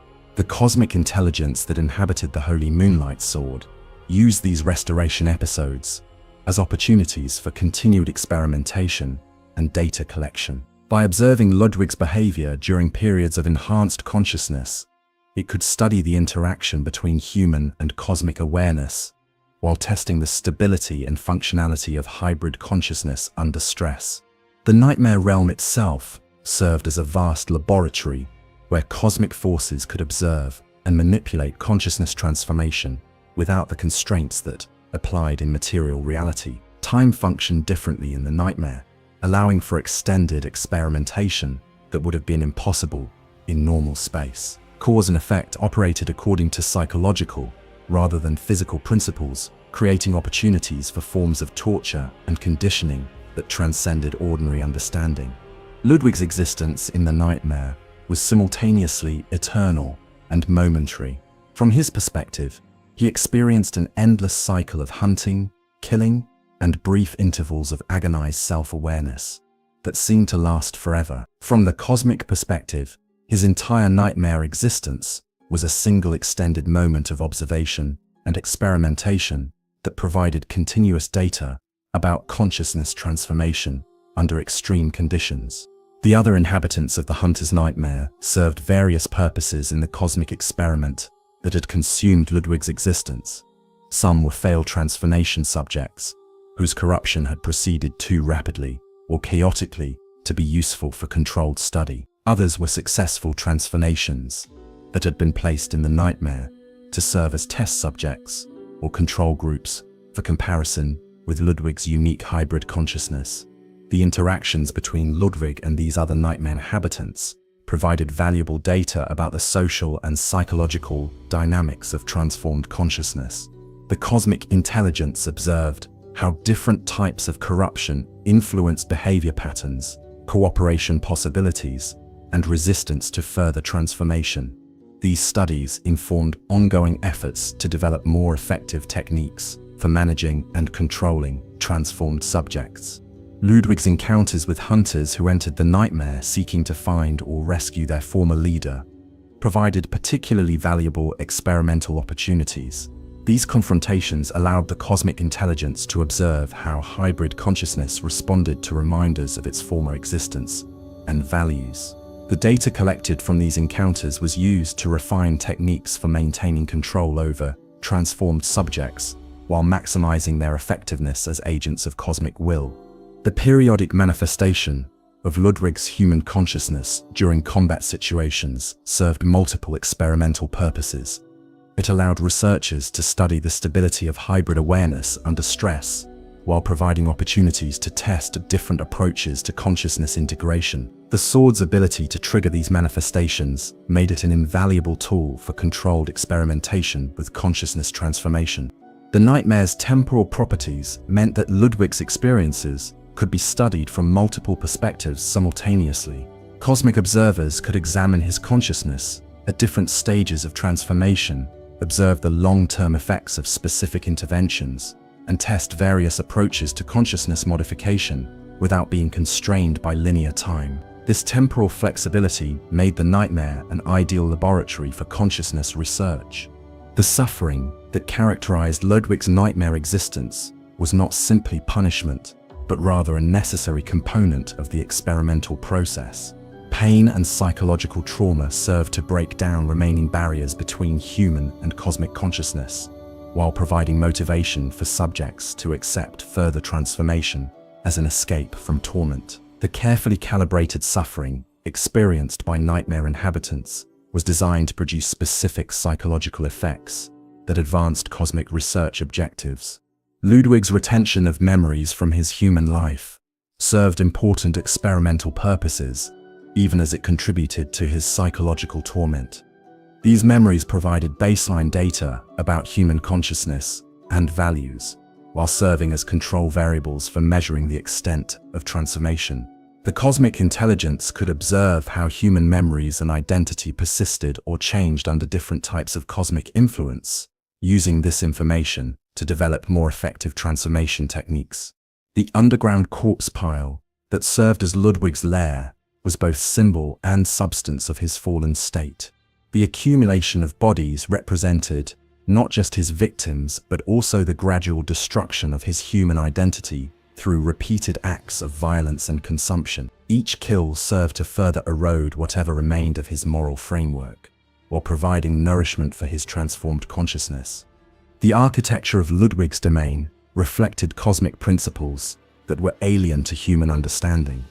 The chambers and passages were designed according to non-Euclidean geometry that created spatial relationships impossible in normal reality. These architectural features served both practical and psychological purposes, providing optimal conditions for consciousness experimentation while creating environments that reinforced the alienation and disorientation of nightmare inhabitants.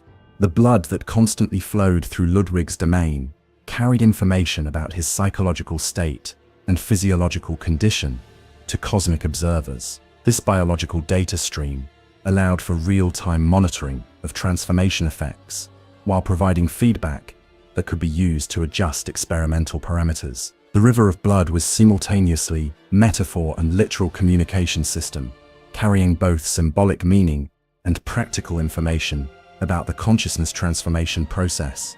Ludwig's behavior patterns in the nightmare revealed the complex interaction between human and cosmic elements in his transformed consciousness. His hunting activities served cosmic purposes by eliminating unstable or resistant subjects, while providing opportunities for continued experimentation. Yet these same activities also reflected corrupted echoes of his original protective instincts, suggesting that human motivations could persist even under extreme transformation.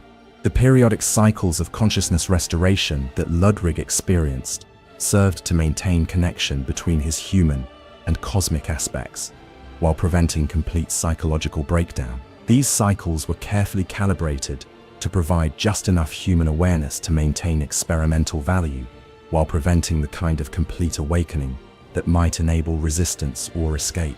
The nightmare's relationship to material reality meant that Ludwig's experiences had consequences beyond his own existence.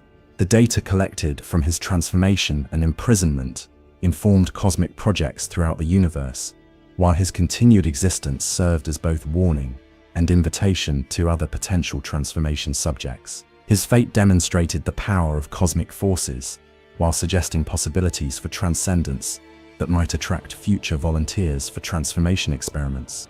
The Hunter's Nightmare represented the ultimate expression of cosmic control over consciousness and reality. It demonstrated the ability of otherworldly intelligences to create entire realms dedicated to their research purposes, while providing virtually unlimited opportunities for experimentation with consciousness transformation. Ludwig's imprisonment in this realm served multiple cosmic objectives, while ensuring that his unique capabilities and knowledge remained available for future use. Chapter 8. The Return of the Holy Blade. The most dramatic and significant moment in Ludwig's nightmare existence occurred when he was finally confronted by a hunter whose capabilities and determination proved sufficient to challenge his corrupted form and force him to access the deepest reserves of his original consciousness. This confrontation served as a catalyst for the temporary restoration of Ludwig's human awareness and his reunion with the Holy Moonlight Sword in its fully manifested form. The battle that preceded this transformation was itself a testament to Ludwig's incredible resilience and power, even in his degraded state. Despite centuries of imprisonment in the nightmare realm and the systematic erosion of his human identity, he remained capable of fighting on equal terms with some of the most skilled hunters ever to walk the blood-soaked streets of Yharnam. His combination of supernatural strength, arcane abilities, and residual tactical knowledge made him a formidable opponent whose defeat required not just skill and courage, but also deep understanding of the cosmic forces that had shaped his transformation. The hunter who challenged Ludwig possessed qualities that made this confrontation different from his countless previous encounters with nightmare inhabitants. Rather than being driven by simple survival instinct or blind aggression, this opponent fought with purpose and determination that resonated with buried memories of Ludwig's own noble motivations.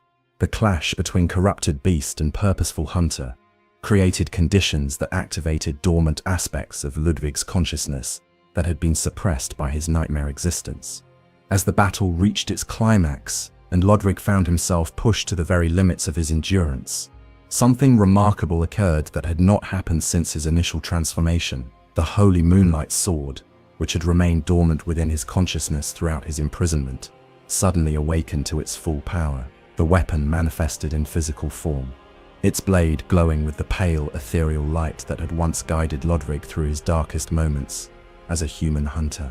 The sword's awakening triggered a cascade of changes in Ludwig's form and consciousness that represented the most significant restoration of his human identity since his transformation. His bestial appearance began to shift and reorganize, taking on a more humanoid configuration that retained elements of his cosmic transformation, while incorporating aspects that seemed to draw from mythological sources. The result was a form that evoked comparison to a centaur, part human and part horse, but elevated to cosmic proportions. More importantly than any physical changes, the sword's presence restored much of Ludwig's original personality and intelligence. The scattered fragments of his consciousness were reunited, allowing him to think and speak coherently for the first time since his transformation. The return of human awareness brought with it a flood of memories and emotions that had been suppressed during his time as a mindless beast. Joy and sorrow, pride and shame, love and regret, all returning in an overwhelming torrent of restored humanity. Ludwig's first words upon regaining his consciousness were directed toward the holy moonlight sword itself, revealing the depth of his relationships with the weapon and his understanding of the role it had played in both his rise and his fall. "Ah, you were at my side all along," he said, his voice carrying the weight of centuries of suffering and the profound relief of reunion with his truest companion, my true mentor, my guiding moonlight. These words revealed that Ludwig understood, perhaps for the first time, the true nature of his relationship with the cosmic intelligence that inhabited the sword. It had not been simply a tool or even a source of power, but rather his constant companion through every stage of his transformation. The sword had remained with him through his greatest triumphs and his most devastating failures, serving as both guide and witness to his entire cosmic journey. The reunion with the sword also brought with it a restoration of Ludwig's fighting abilities, but in a form that transcended anything he had achieved as either human hunter or mindless beast. His movements became fluid and precise, combining the raw power of his transformed state with the tactical sophistication that had made him legendary. The sword itself seemed to channel cosmic forces more effectively than ever before, creating attacks that defied conventional understanding of physics and reality. This enhanced form represented more than just a temporary restoration of Ludwig's capabilities. It was a revelation of what he might have become if his original transformation had been guided more skillfully and with greater understanding of the cosmic forces involved. The combination of human intelligence, bestial power, and cosmic insight created a being that was arguably superior to any purely human hunter, regardless of their skill or equipment. Yet this elevated state came with its own form of tragedy. Ludwig's restored consciousness allowed him to fully comprehend the scope of his fall and the consequences of his corruption. The guilt and remorse that accompanied this understanding were perhaps more painful than the physical torment he had endured during his time as a mindless beast. He could see clearly the path that had led from his noble intentions to his monstrous fate, understanding how his greatest virtues had been systematically perverted to serve cosmic purposes. The battle that followed Ludwig's transformation showcased combat on a scale that had rarely been witnessed in any realm. His attacks incorporated elements of swordplay, arcane manipulation, and raw physical force that created a spectacle of deadly beauty. The Holy Moonlight Sword's abilities were fully realized for perhaps the first time, channeling the abyssal cosmos to create waves of energy that could reshape reality itself within the confines of the nightmare realm. The cosmic intelligence that inhabited the sword used this opportunity to demonstrate the full extent of its capabilities, while testing the stability and functionality of Ludwig's restored consciousness. The weapon's power was not simply destructive, but creative, capable of manipulating the fundamental forces that governed existence within the nightmare. This display served both as demonstration of cosmic power and as data collection for future transformation projects. Ludwig's enhanced form allowed him to access memories and knowledge that had been suppressed during his bestial existence. He could recall his original motivations for becoming a hunter, his innovations in training and equipment design, and his genuine desire to protect humanity from cosmic horror. But he could also see how these same motivations had been used against him, how his noble purposes had been systematically corrupted to serve otherworldly agendas. The psychological complexity of Ludwig's restored state created internal conflicts that were both fascinating and tragic to observe. He retained enough of his cosmic perspective to understand the futility of purely human resistance to otherworldly forces, but he also possessed sufficient human consciousness to mourn the loss of the values and ideals that had once defined his existence. This tension between cosmic understanding and human emotion created a form of existential anguish that transcended ordinary concepts of suffering. The nightmare realm itself seemed to respond to Ludwig's transformation, with the environment becoming more unstable and chaotic as cosmic forces that had been carefully contained began to reassert themselves.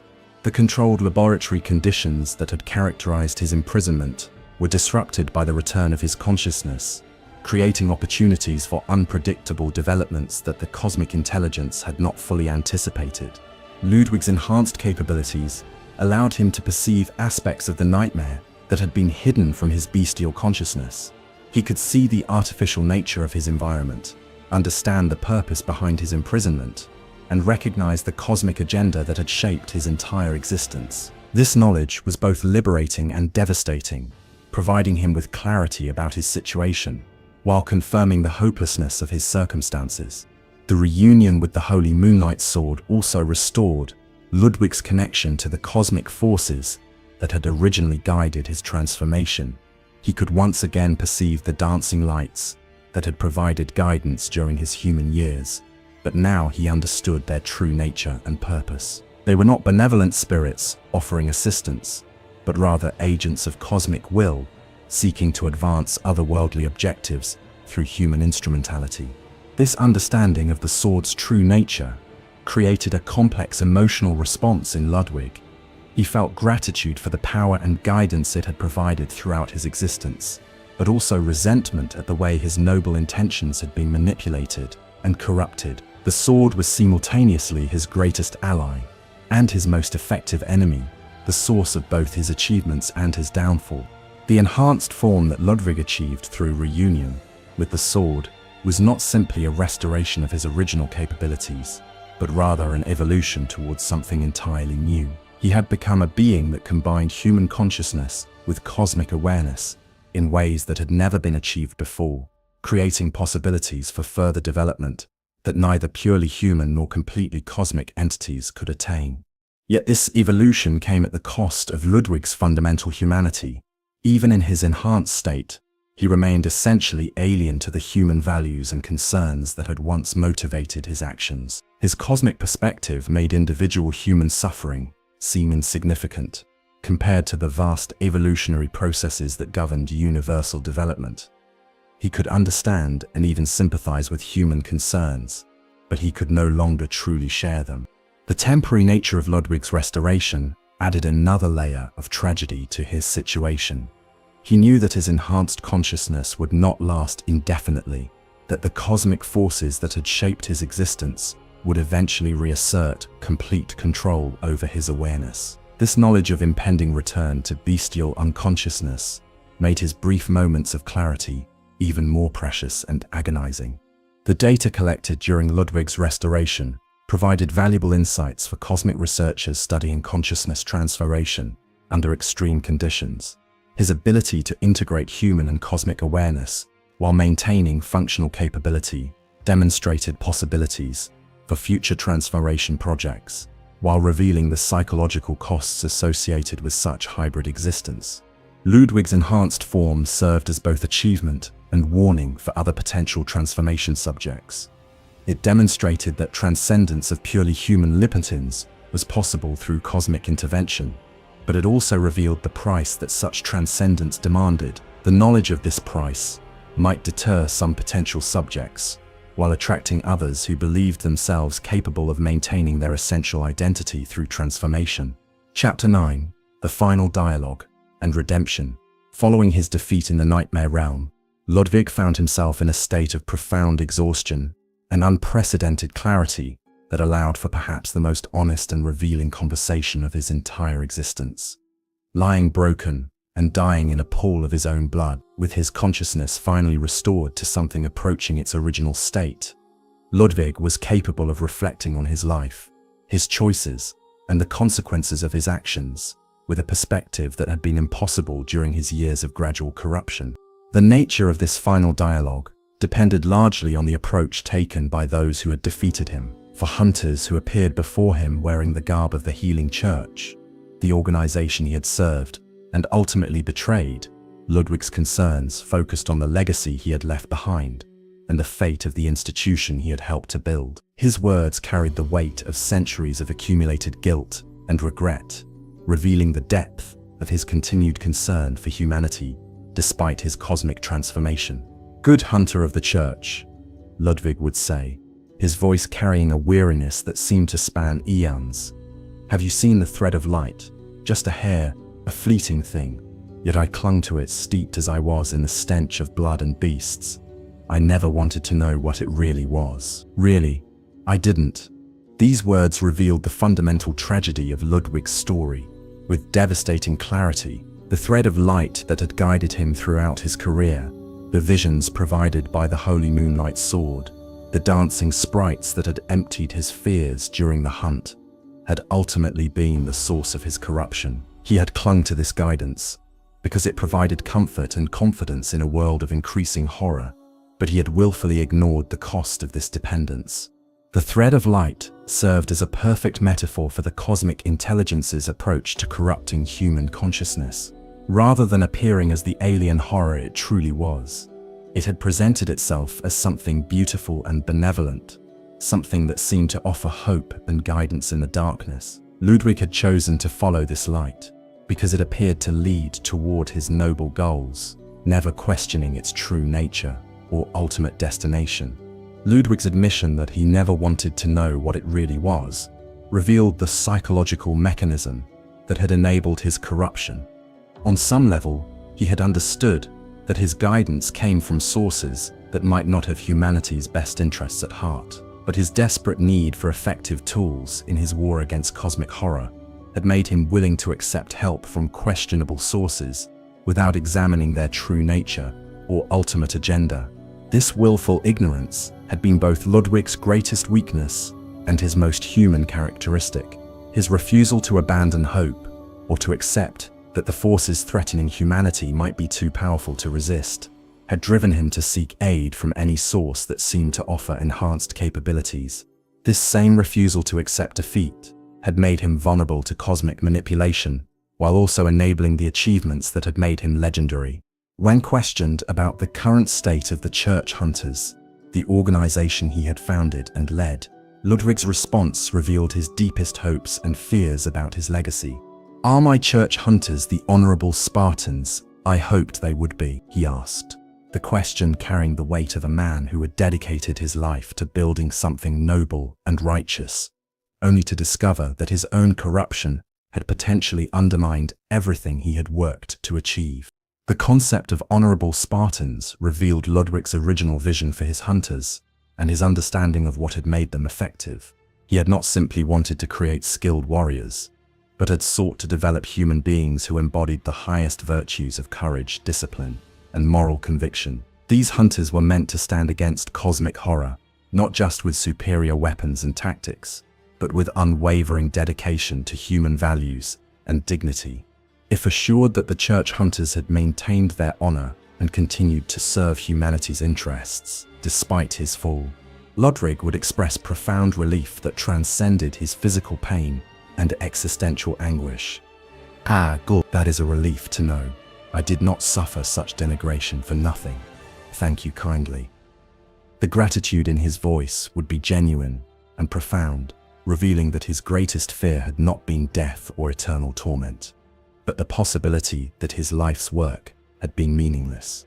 These words demonstrated that even in his transformed and dying state, Ludwig's primary concern remained the welfare of humanity and the effectiveness of the institutions he had created to protect it. His personal suffering was acceptable if it had served some greater purpose, if his sacrifices had contributed to humanity's ability to resist cosmic horror. The knowledge that his hunters continued to embody the ideals he had tried to instill provided him with a form of peace that transcended his individual circumstances. Now I may sleep in peace, Ludwig would continue, his voice growing weaker but more serene. Even in this darkest of nights, I see the moonlight. These final words suggested that Ludwig had found some form of redemption through the knowledge that his original ideals had survived his corruption. The moonlight he referenced was no longer the deceptive cosmic guidance that had led to his downfall, but rather the authentic light of human nobility and purpose that had motivated his original dedication to protecting others.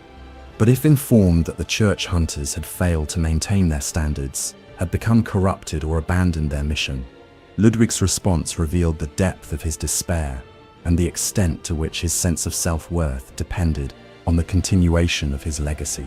"Oh my, just as I feared," he would say, his voice filled with a sorrow that seemed to encompass not just his own fate, but the entire tragedy of human resistance to cosmic horror. Then a beast-possessed degenerate was I, as my detractors made eminently clear. Does the nightmare never end? This alternative response highlighted Ludwig's awareness of the criticism he had faced during his later years as a hunter. His detractors had accused him of being a beast-possessed degenerate, long before his actual transformation, suggesting that his corruption had been visible to others even when he himself was unwilling to acknowledge it. The confirmation that his fears about his legacy were justified would condemn him to continue his tormented existence, unable to find peace in death.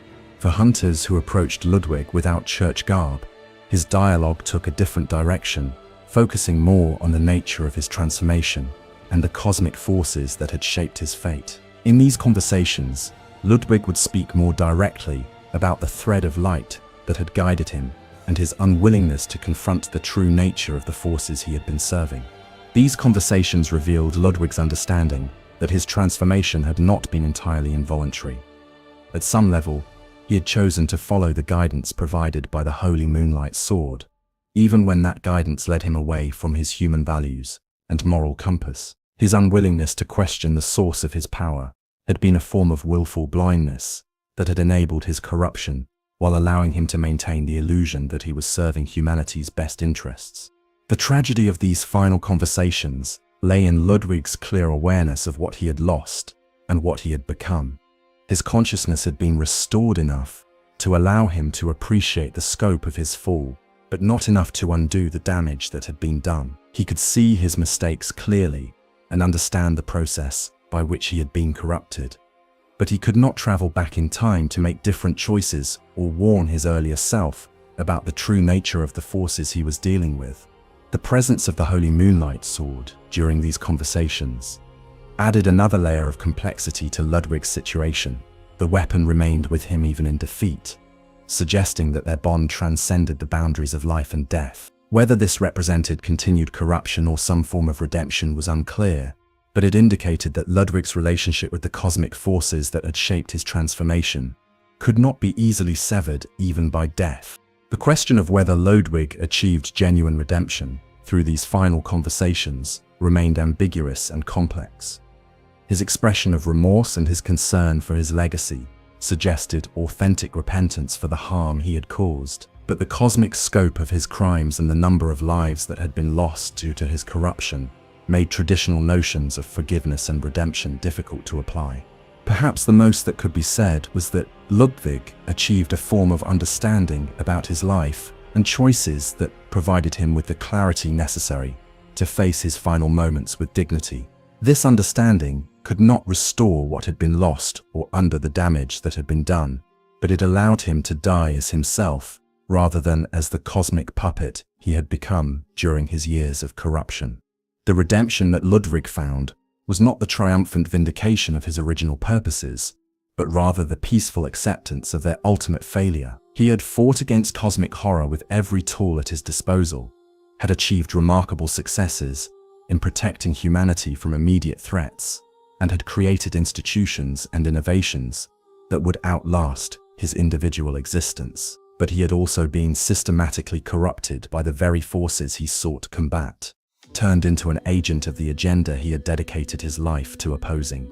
This complex legacy, simultaneously heroic and tragic, inspiring and cautionary, reflected the fundamental challenge faced by any conscious being attempting to resist forces that operated according to principles beyond their understanding. Ludwig's story demonstrated both the possibilities and the limitations of human agency in the face of cosmic horror, showing how even the most noble intentions could be perverted to serve otherworldly purposes, while also revealing the persistence of human dignity even under the most extreme corruption.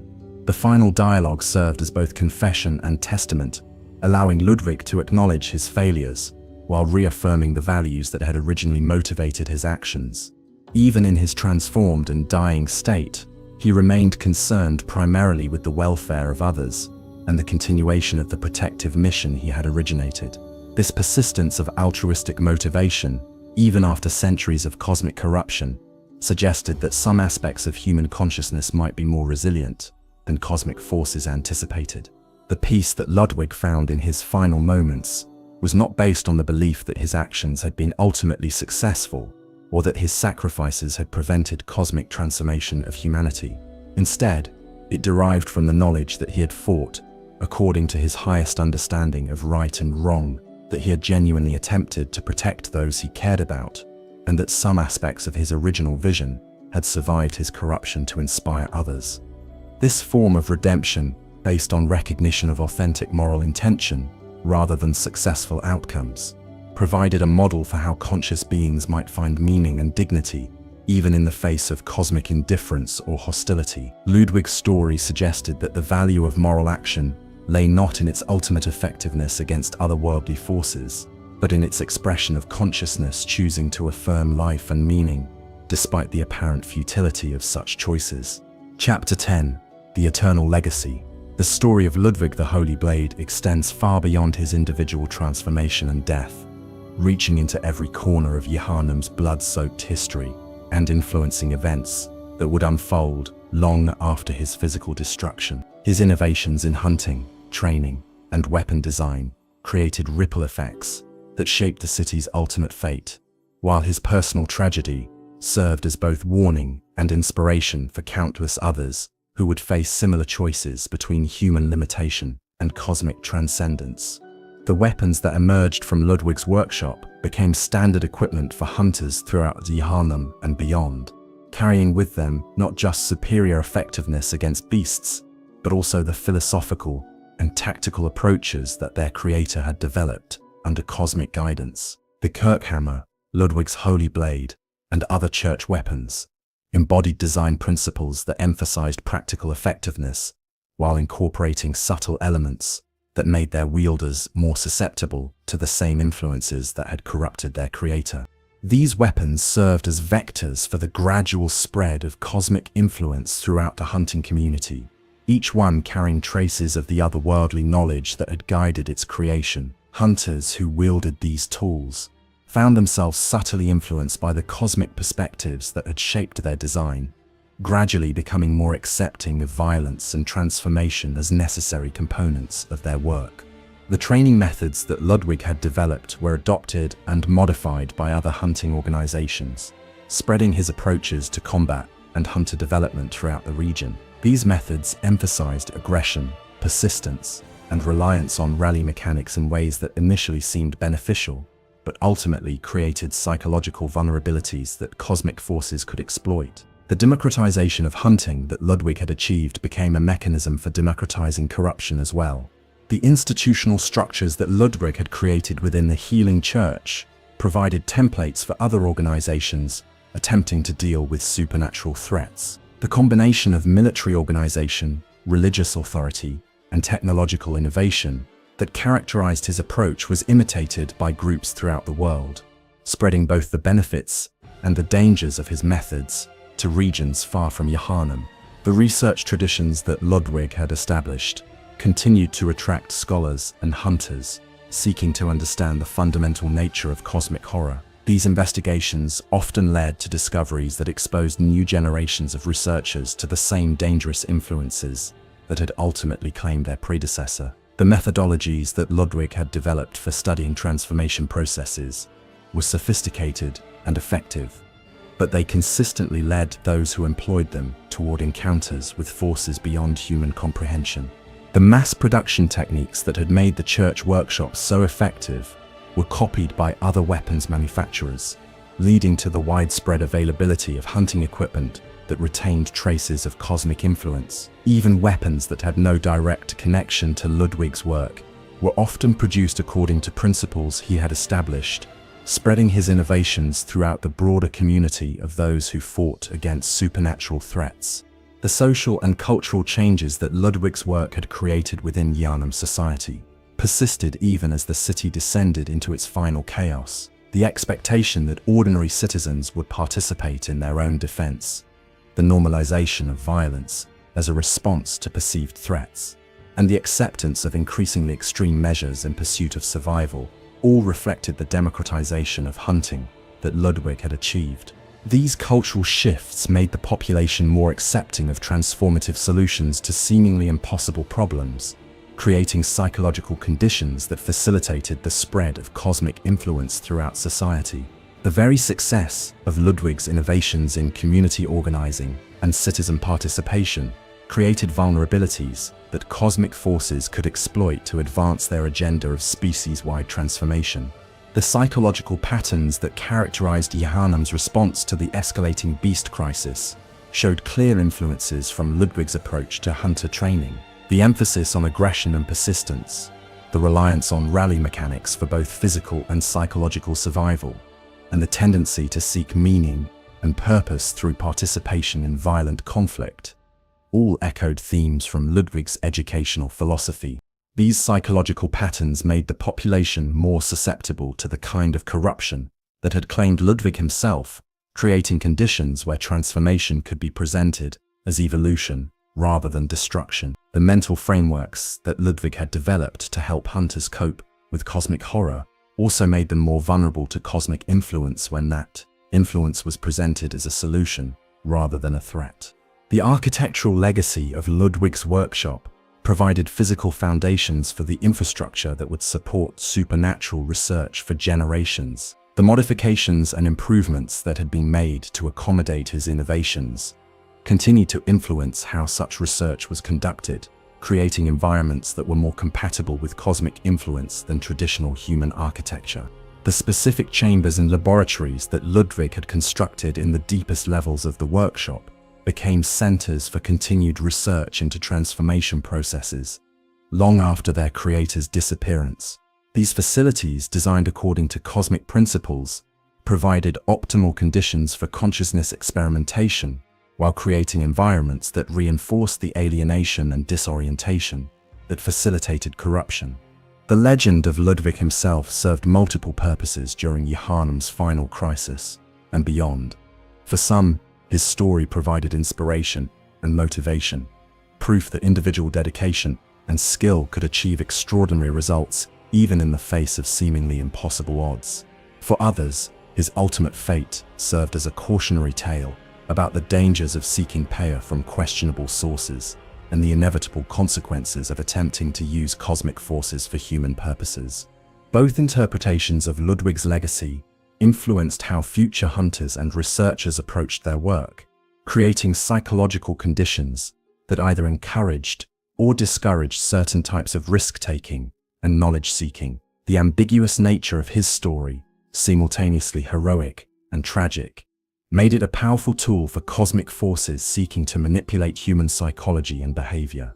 The Holy Moonlight's sword's continued existence after Ludwig's death ensured that his story would continue to unfold through other wielders, other individuals who would face the same choices and temptations that had ultimately claimed their predecessor. The weapon remained as both tool and trap, offering genuine power and knowledge to those brave enough to seek it, while gradually corrupting them according to cosmic purposes they would never fully understand. Each new wielder of the sword would receive the accumulated knowledge and experience of all previous bearers, creating an ever-growing archive of information about consciousness transformation and cosmic manipulation. This accumulated wisdom made the weapon increasingly effective as a tool for identifying and corrupting suitable subjects, while providing cosmic forces with detailed data about human psychology and the factors that governed successful transformation. The nightmare realm that had imprisoned Ludwig's consciousness served as both punishment and laboratory, demonstrating the cosmic intelligence's ability to create entire dimensions dedicated to consciousness research. The techniques developed through Ludwig's imprisonment were applied to other transformation subjects, refining the process of converting human awareness into forms more compatible with cosmic objectives. The data collected from Ludwig's transformation and nightmare existence informed cosmic projects throughout the universe, providing insights that could be applied to other species and civilizations encountering similar transformation pressures. His unique combination of capabilities and psychological characteristics made him an ideal test subject for techniques that could potentially be applied on much larger scales. The broader implications of Ludwig's story extended beyond Yharnam to encompass fundamental questions about the nature of consciousness, identity, and resistance to overwhelming force.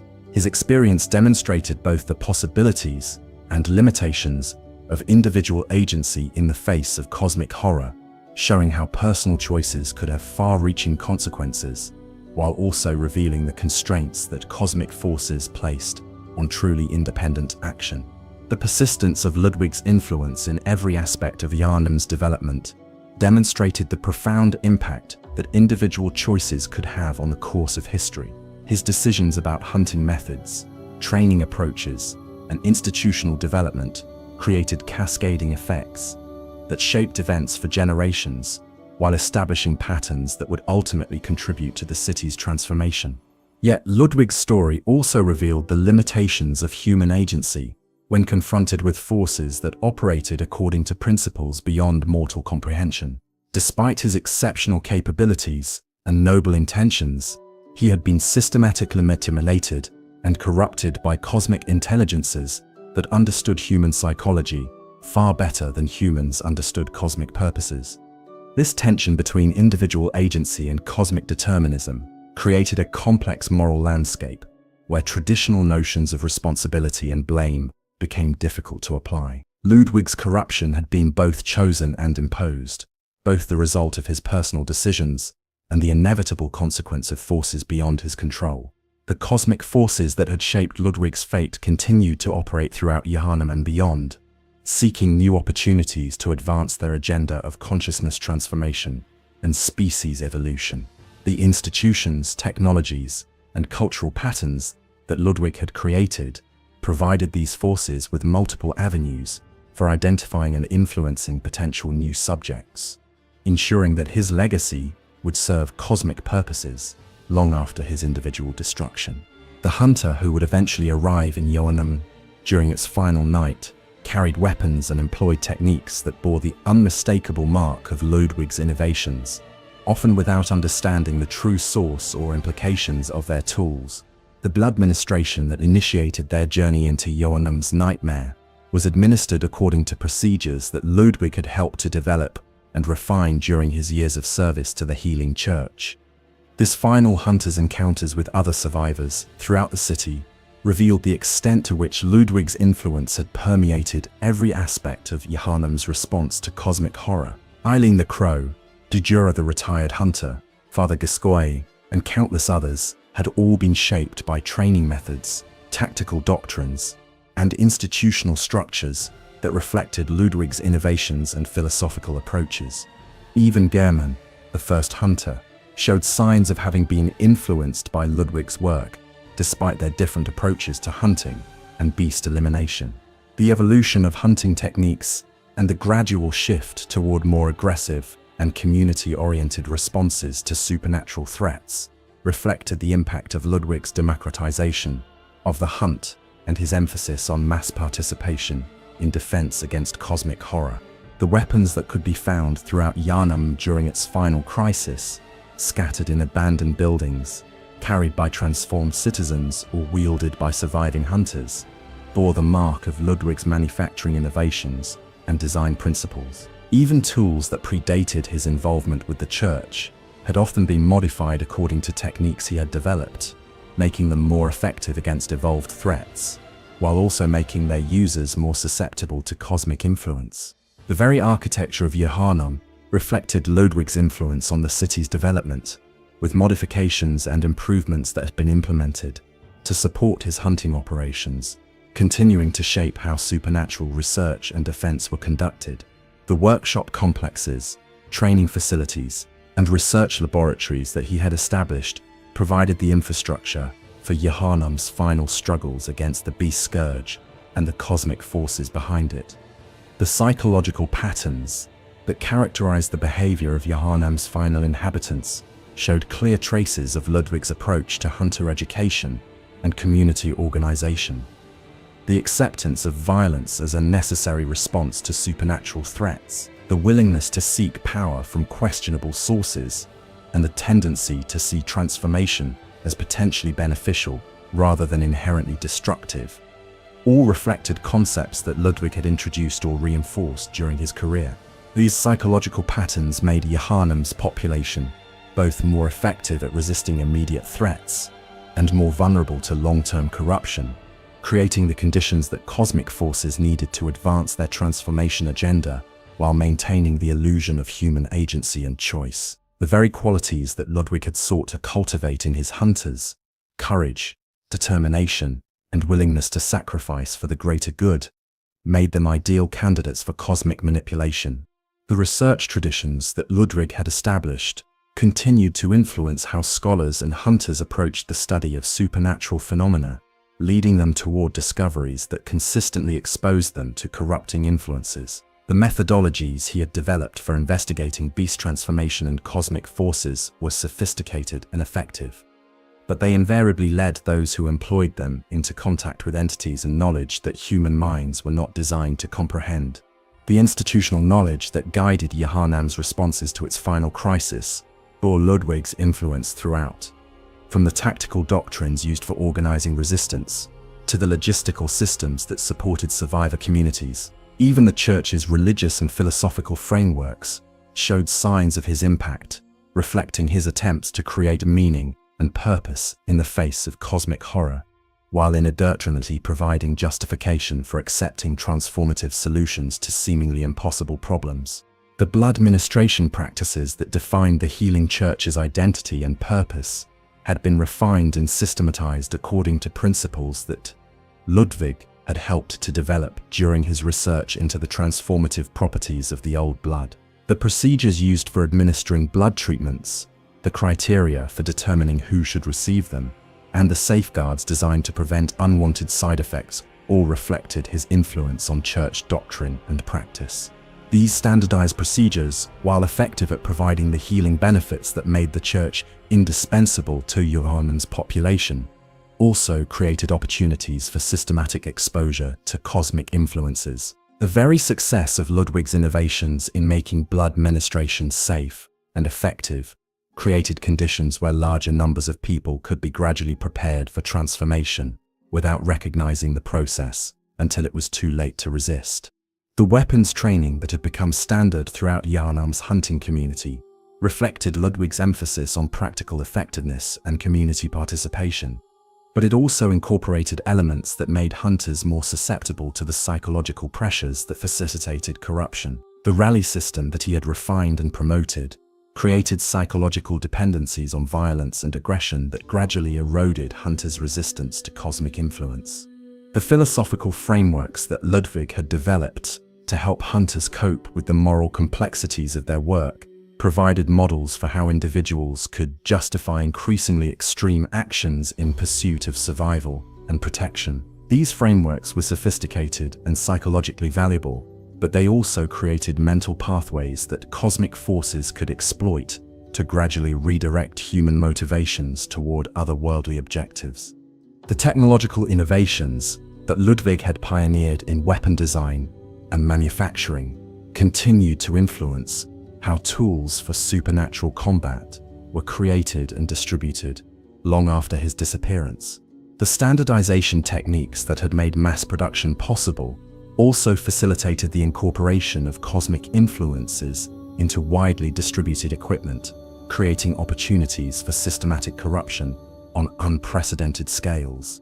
The organizational structures that Ludwig had created for coordinating large-scale hunting operations provided templates for how human communities could organize themselves to respond to supernatural threats. These structures were effective and resilient, but they also created hierarchies and communication networks that cosmic forces could infiltrate and manipulate to advance their transformation agenda. The training facilities that Ludwig had established continued to operate according to principles he had developed, producing new generations of hunters who embodied his tactical innovations and philosophical approaches. These hunters carried Ludwig's influence into every corner of Yharnam's supernatural community, spreading his methods and perspectives throughout the population, while unknowingly serving as vectors for cosmic corruption. The research archives that had been accumulated under Ludwig's direction provided resources for understanding supernatural phenomena that continued to attract scholars and investigators long after their creator's transformation. These archives contained genuine knowledge and valuable insights, but they also incorporated cosmic influences that gradually affected anyone who studied them extensively. The cultural changes that Ludwig had initiated in Yharnam's approach to supernatural threats created long-lasting shifts in how the population understood their relationship to cosmic forces. The normalization of blood ministration, the acceptance of transformation as potentially beneficial, and the willingness to seek power from otherworldly sources all reflected his influence on social attitudes and values. These cultural shifts made Yharnam's population more open to the kinds of radical solutions that cosmic forces offered for dealing with seemingly impossible challenges. The very success of Ludwig's innovations in community organization and supernatural defense created psychological conditions where transformation could be presented as evolution rather than destruction. The legend of Ludwig himself became a powerful tool for influencing human behavior and decision-making, with different aspects of his story serving to either encourage or discourage specific types of risk-taking and knowledge-seeking. The ambiguous nature of his legacy, simultaneously heroic and cautionary, made it an effective vehicle for cosmic manipulation of human psychology. Some individuals were inspired by Ludwig's achievements to seek similar power and knowledge, believing that they could succeed where he had failed, or that his transformation had been a necessary sacrifice for the greater good. Others were warned by his fate to avoid the temptations that had led to his corruption, but even this caution could be manipulated by cosmic forces, seeking to identify individuals with particular psychological profiles. The Holy Moonlight Sword's continued existence ensured that Ludwig's story would be repeated with new protagonists, each one facing similar choices and temptations, while believing that their situation was unique. The weapon served as both repository for accumulated knowledge about consciousness transformation and active agent for identifying and corrupting suitable subjects. The nightmare realm that had contained Ludwig's consciousness served as prototype for similar cosmic constructs designed to study and manipulate consciousness under controlled conditions. The techniques developed through his imprisonment were refined and applied to other transformation subjects, creating an ever-expanding network of consciousness laboratories throughout cosmic space. The data collected from Ludwig's transformation informed cosmic research projects throughout the universe, providing insights that could be applied to other species and civilizations encountering similar evolutionary pressures. His unique combination of capabilities and psychological characteristics made him an ideal test subject for techniques that could potentially be scaled up to affect entire populations or species. The broader implications of Ludwig's legacy extended beyond the immediate effects on Yharnam to encompass fundamental questions about the nature of progress, evolution, and resistance to change. His story demonstrated how individual choices could have far-reaching consequences, while also revealing the limits of personal agency in the face of cosmic forces that operated according to principles beyond human understanding. The persistence of Ludwig's influence in every aspect of Yharnam's development revealed both the power of individual action to shape historical events and the vulnerability of human institutions to cosmic manipulation. His innovations had genuinely improved humanity's ability to respond to supernatural threats, while simultaneously creating opportunities for those same threats to advance their agenda through seemingly beneficial changes. The cosmic forces that had orchestrated Ludwig's transformation continued their patient work throughout Yharnam and beyond, using the tools and techniques he had developed to identify and corrupt new generations of potential agents. The success of their approach to consciousness manipulation through Ludwig's case provided them with valuable data for refining their methods and expanding their influence. The ultimate tragedy of Ludwig's legacy lay not in its failure to achieve its intended goals, but in its success at creating exactly the conditions that cosmic forces needed to advance their transformation agenda. His noble intentions and genuine achievements had been systematically perverted to serve purposes he had never intended, turning his greatest successes into instruments of his species' potential destruction. Yet even this cosmic manipulation could not entirely erase the authentic human values and aspirations that had motivated Ludwig's original work. The courage, compassion, and dedication to protecting others that had defined his character continued to inspire individuals throughout Yharnam and beyond, providing examples of human dignity and purpose that transcended the specific outcomes of his choices. The legend of Ludwig the Holy Blade thus served multiple purposes simultaneously: cosmic tool for identifying and manipulating suitable subjects, cautionary tale about the dangers of seeking forbidden knowledge, and inspirational example of human dedication to noble purposes. This multiplicity of meanings reflected the complex nature of his legacy and the ambiguous relationship between human agency and cosmic determinism that characterized existence in a universe governed by otherworldly intelligences. In the end, Ludwig's story became part of the larger narrative of consciousness evolving under cosmic influence, a single chapter in an ongoing epic that encompassed countless worlds and species throughout the universe. His individual fate was both unique and representative, demonstrating patterns that cosmic forces had observed and exploited countless times, while also revealing the particular characteristics that made human consciousness valuable for their purposes. The thread of light that had guided Ludwig throughout his career continued to shine through the darkness of Yharnam's final days, drawing new seekers toward the same cosmic knowledge that had ultimately consumed their predecessor. Whether this light would lead future generations toward transcendence or destruction remained to be seen, but Ludwig's example provided both warning and invitation for those brave or foolish enough to follow in his footsteps. Conclusion: the eternal hunt for meaning. And so concludes our deep dive into the tragic tale of Ludwig, the Holy Blade, a story that encompasses the highest heights of human achievement and the deepest depths of cosmic horror.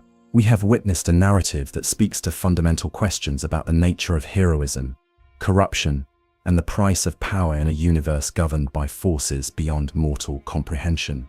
Ludwig's journey from idealistic church hunter to cursed beast represents one of gaming's most profound explorations of how the pursuit of righteousness can lead to damnation, how the tools meant to protect can become instruments of destruction, and how even the noblest of intentions can be twisted by forces that operate according to alien logic. His story reminds us that in Bloodborne's universe, as perhaps in our own, the line between salvation and corruption is often thinner than we might wish to believe.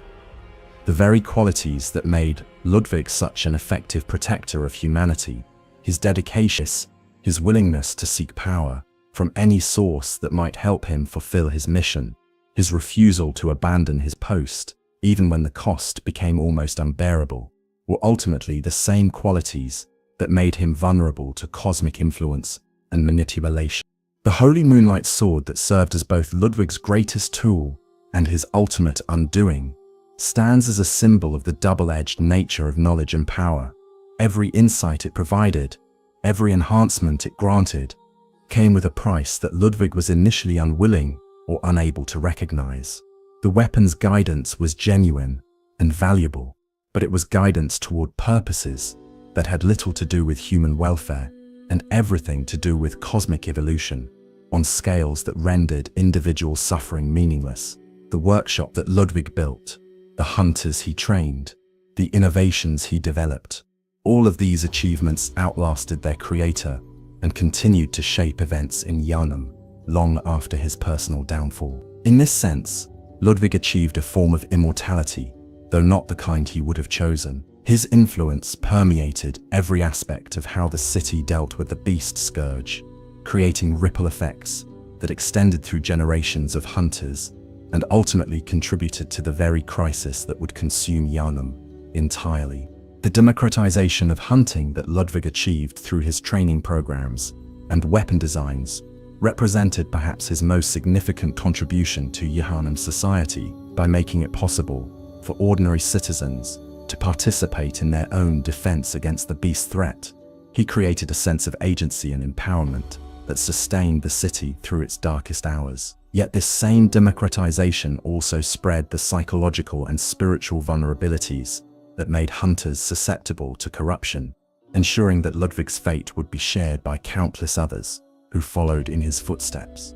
The cosmic perspective that emerges from Ludwig's story suggests that his transformation was not an isolated incident, but part of a vast project of consciousness evolution that was being implemented simultaneously throughout the universe. The forces that corrupted him were not malevolent in any human sense, but rather indifferent to human values and purposes, in ways that made their influence all the more terrifying.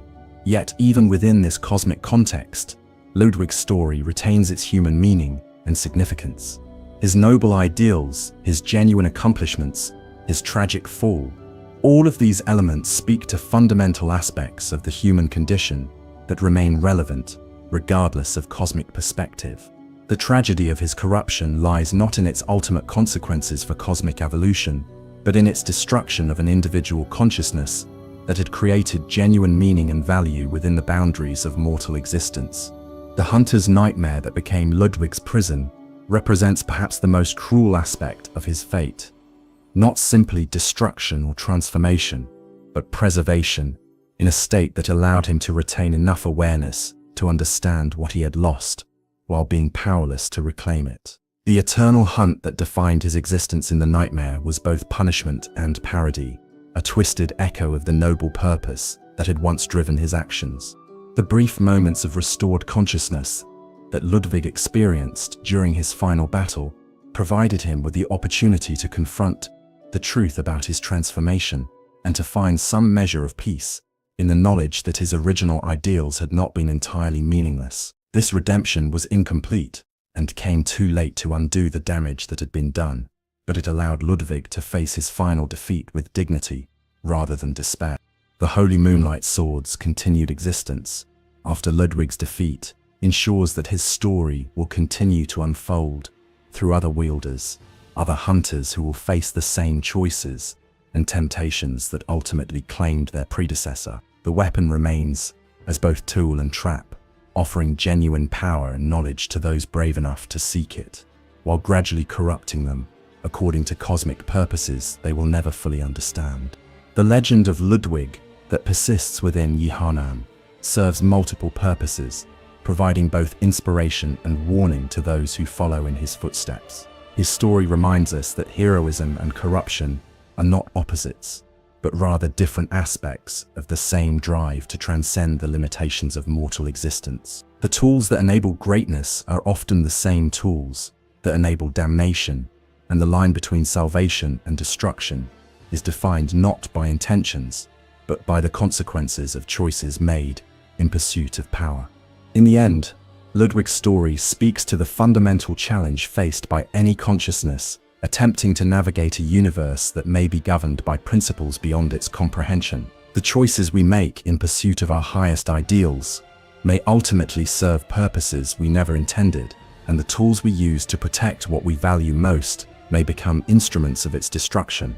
Yet the meaning and value we create through our struggles remain authentic expressions of consciousness, seeking to impose order upon chaos, regardless of their ultimate fate. The legacy of Ludwig, the Holy Blade, continues to echo through the blood-soaked streets of Yharnam and the nightmare realms beyond, reminding us that even in the face of cosmic indifference, the struggle to create meaning and preserve value remains a noble endeavor. His fall was tragic, not because it was meaningless, but because it was all too meaningful. A reminder that in a universe governed by alien intelligence, our greatest strengths may also be our greatest vulnerabilities, and our noblest purposes may lead us down paths we never intended to walk. Thank you for joining me on this deep exploration of one of Bloodborne's most tragic and compelling figures. Ludwig's story reminds us why From Software's narratives resonate so deeply with players who seek more than simple entertainment from their gaming experiences. In Ludwig, we find not just a boss to defeat or a legend to admire, but a mirror reflecting our own struggles with power, purpose, and the price of transcendence. As you drift off to sleep, may you carry with you the lessons of Ludwig's tale, the importance of questioning the sources of our power, the danger of pursuing noble goals through questionable means, and the persistence of human dignity even in the face of cosmic horror. And may your own hunt be guided by wisdom rather than moonlight, lest you too become lost in the darkness that lurks beyond the veil of ordinary reality. Until we meet again in the hunt, fellow seekers of cosmic truth, remember that even in our darkest moments, the light of human consciousness continues to shine, not as guidance from otherworldly sources, but as the authentic expression of minds that refuse to surrender meaning to meaninglessness, hope to despair, or love to indifference. Sweet dreams, hunters. May you find peace in your sleep, and may your nightmares be filled only with the ordinary terrors of mortal existence, rather than the cosmic horror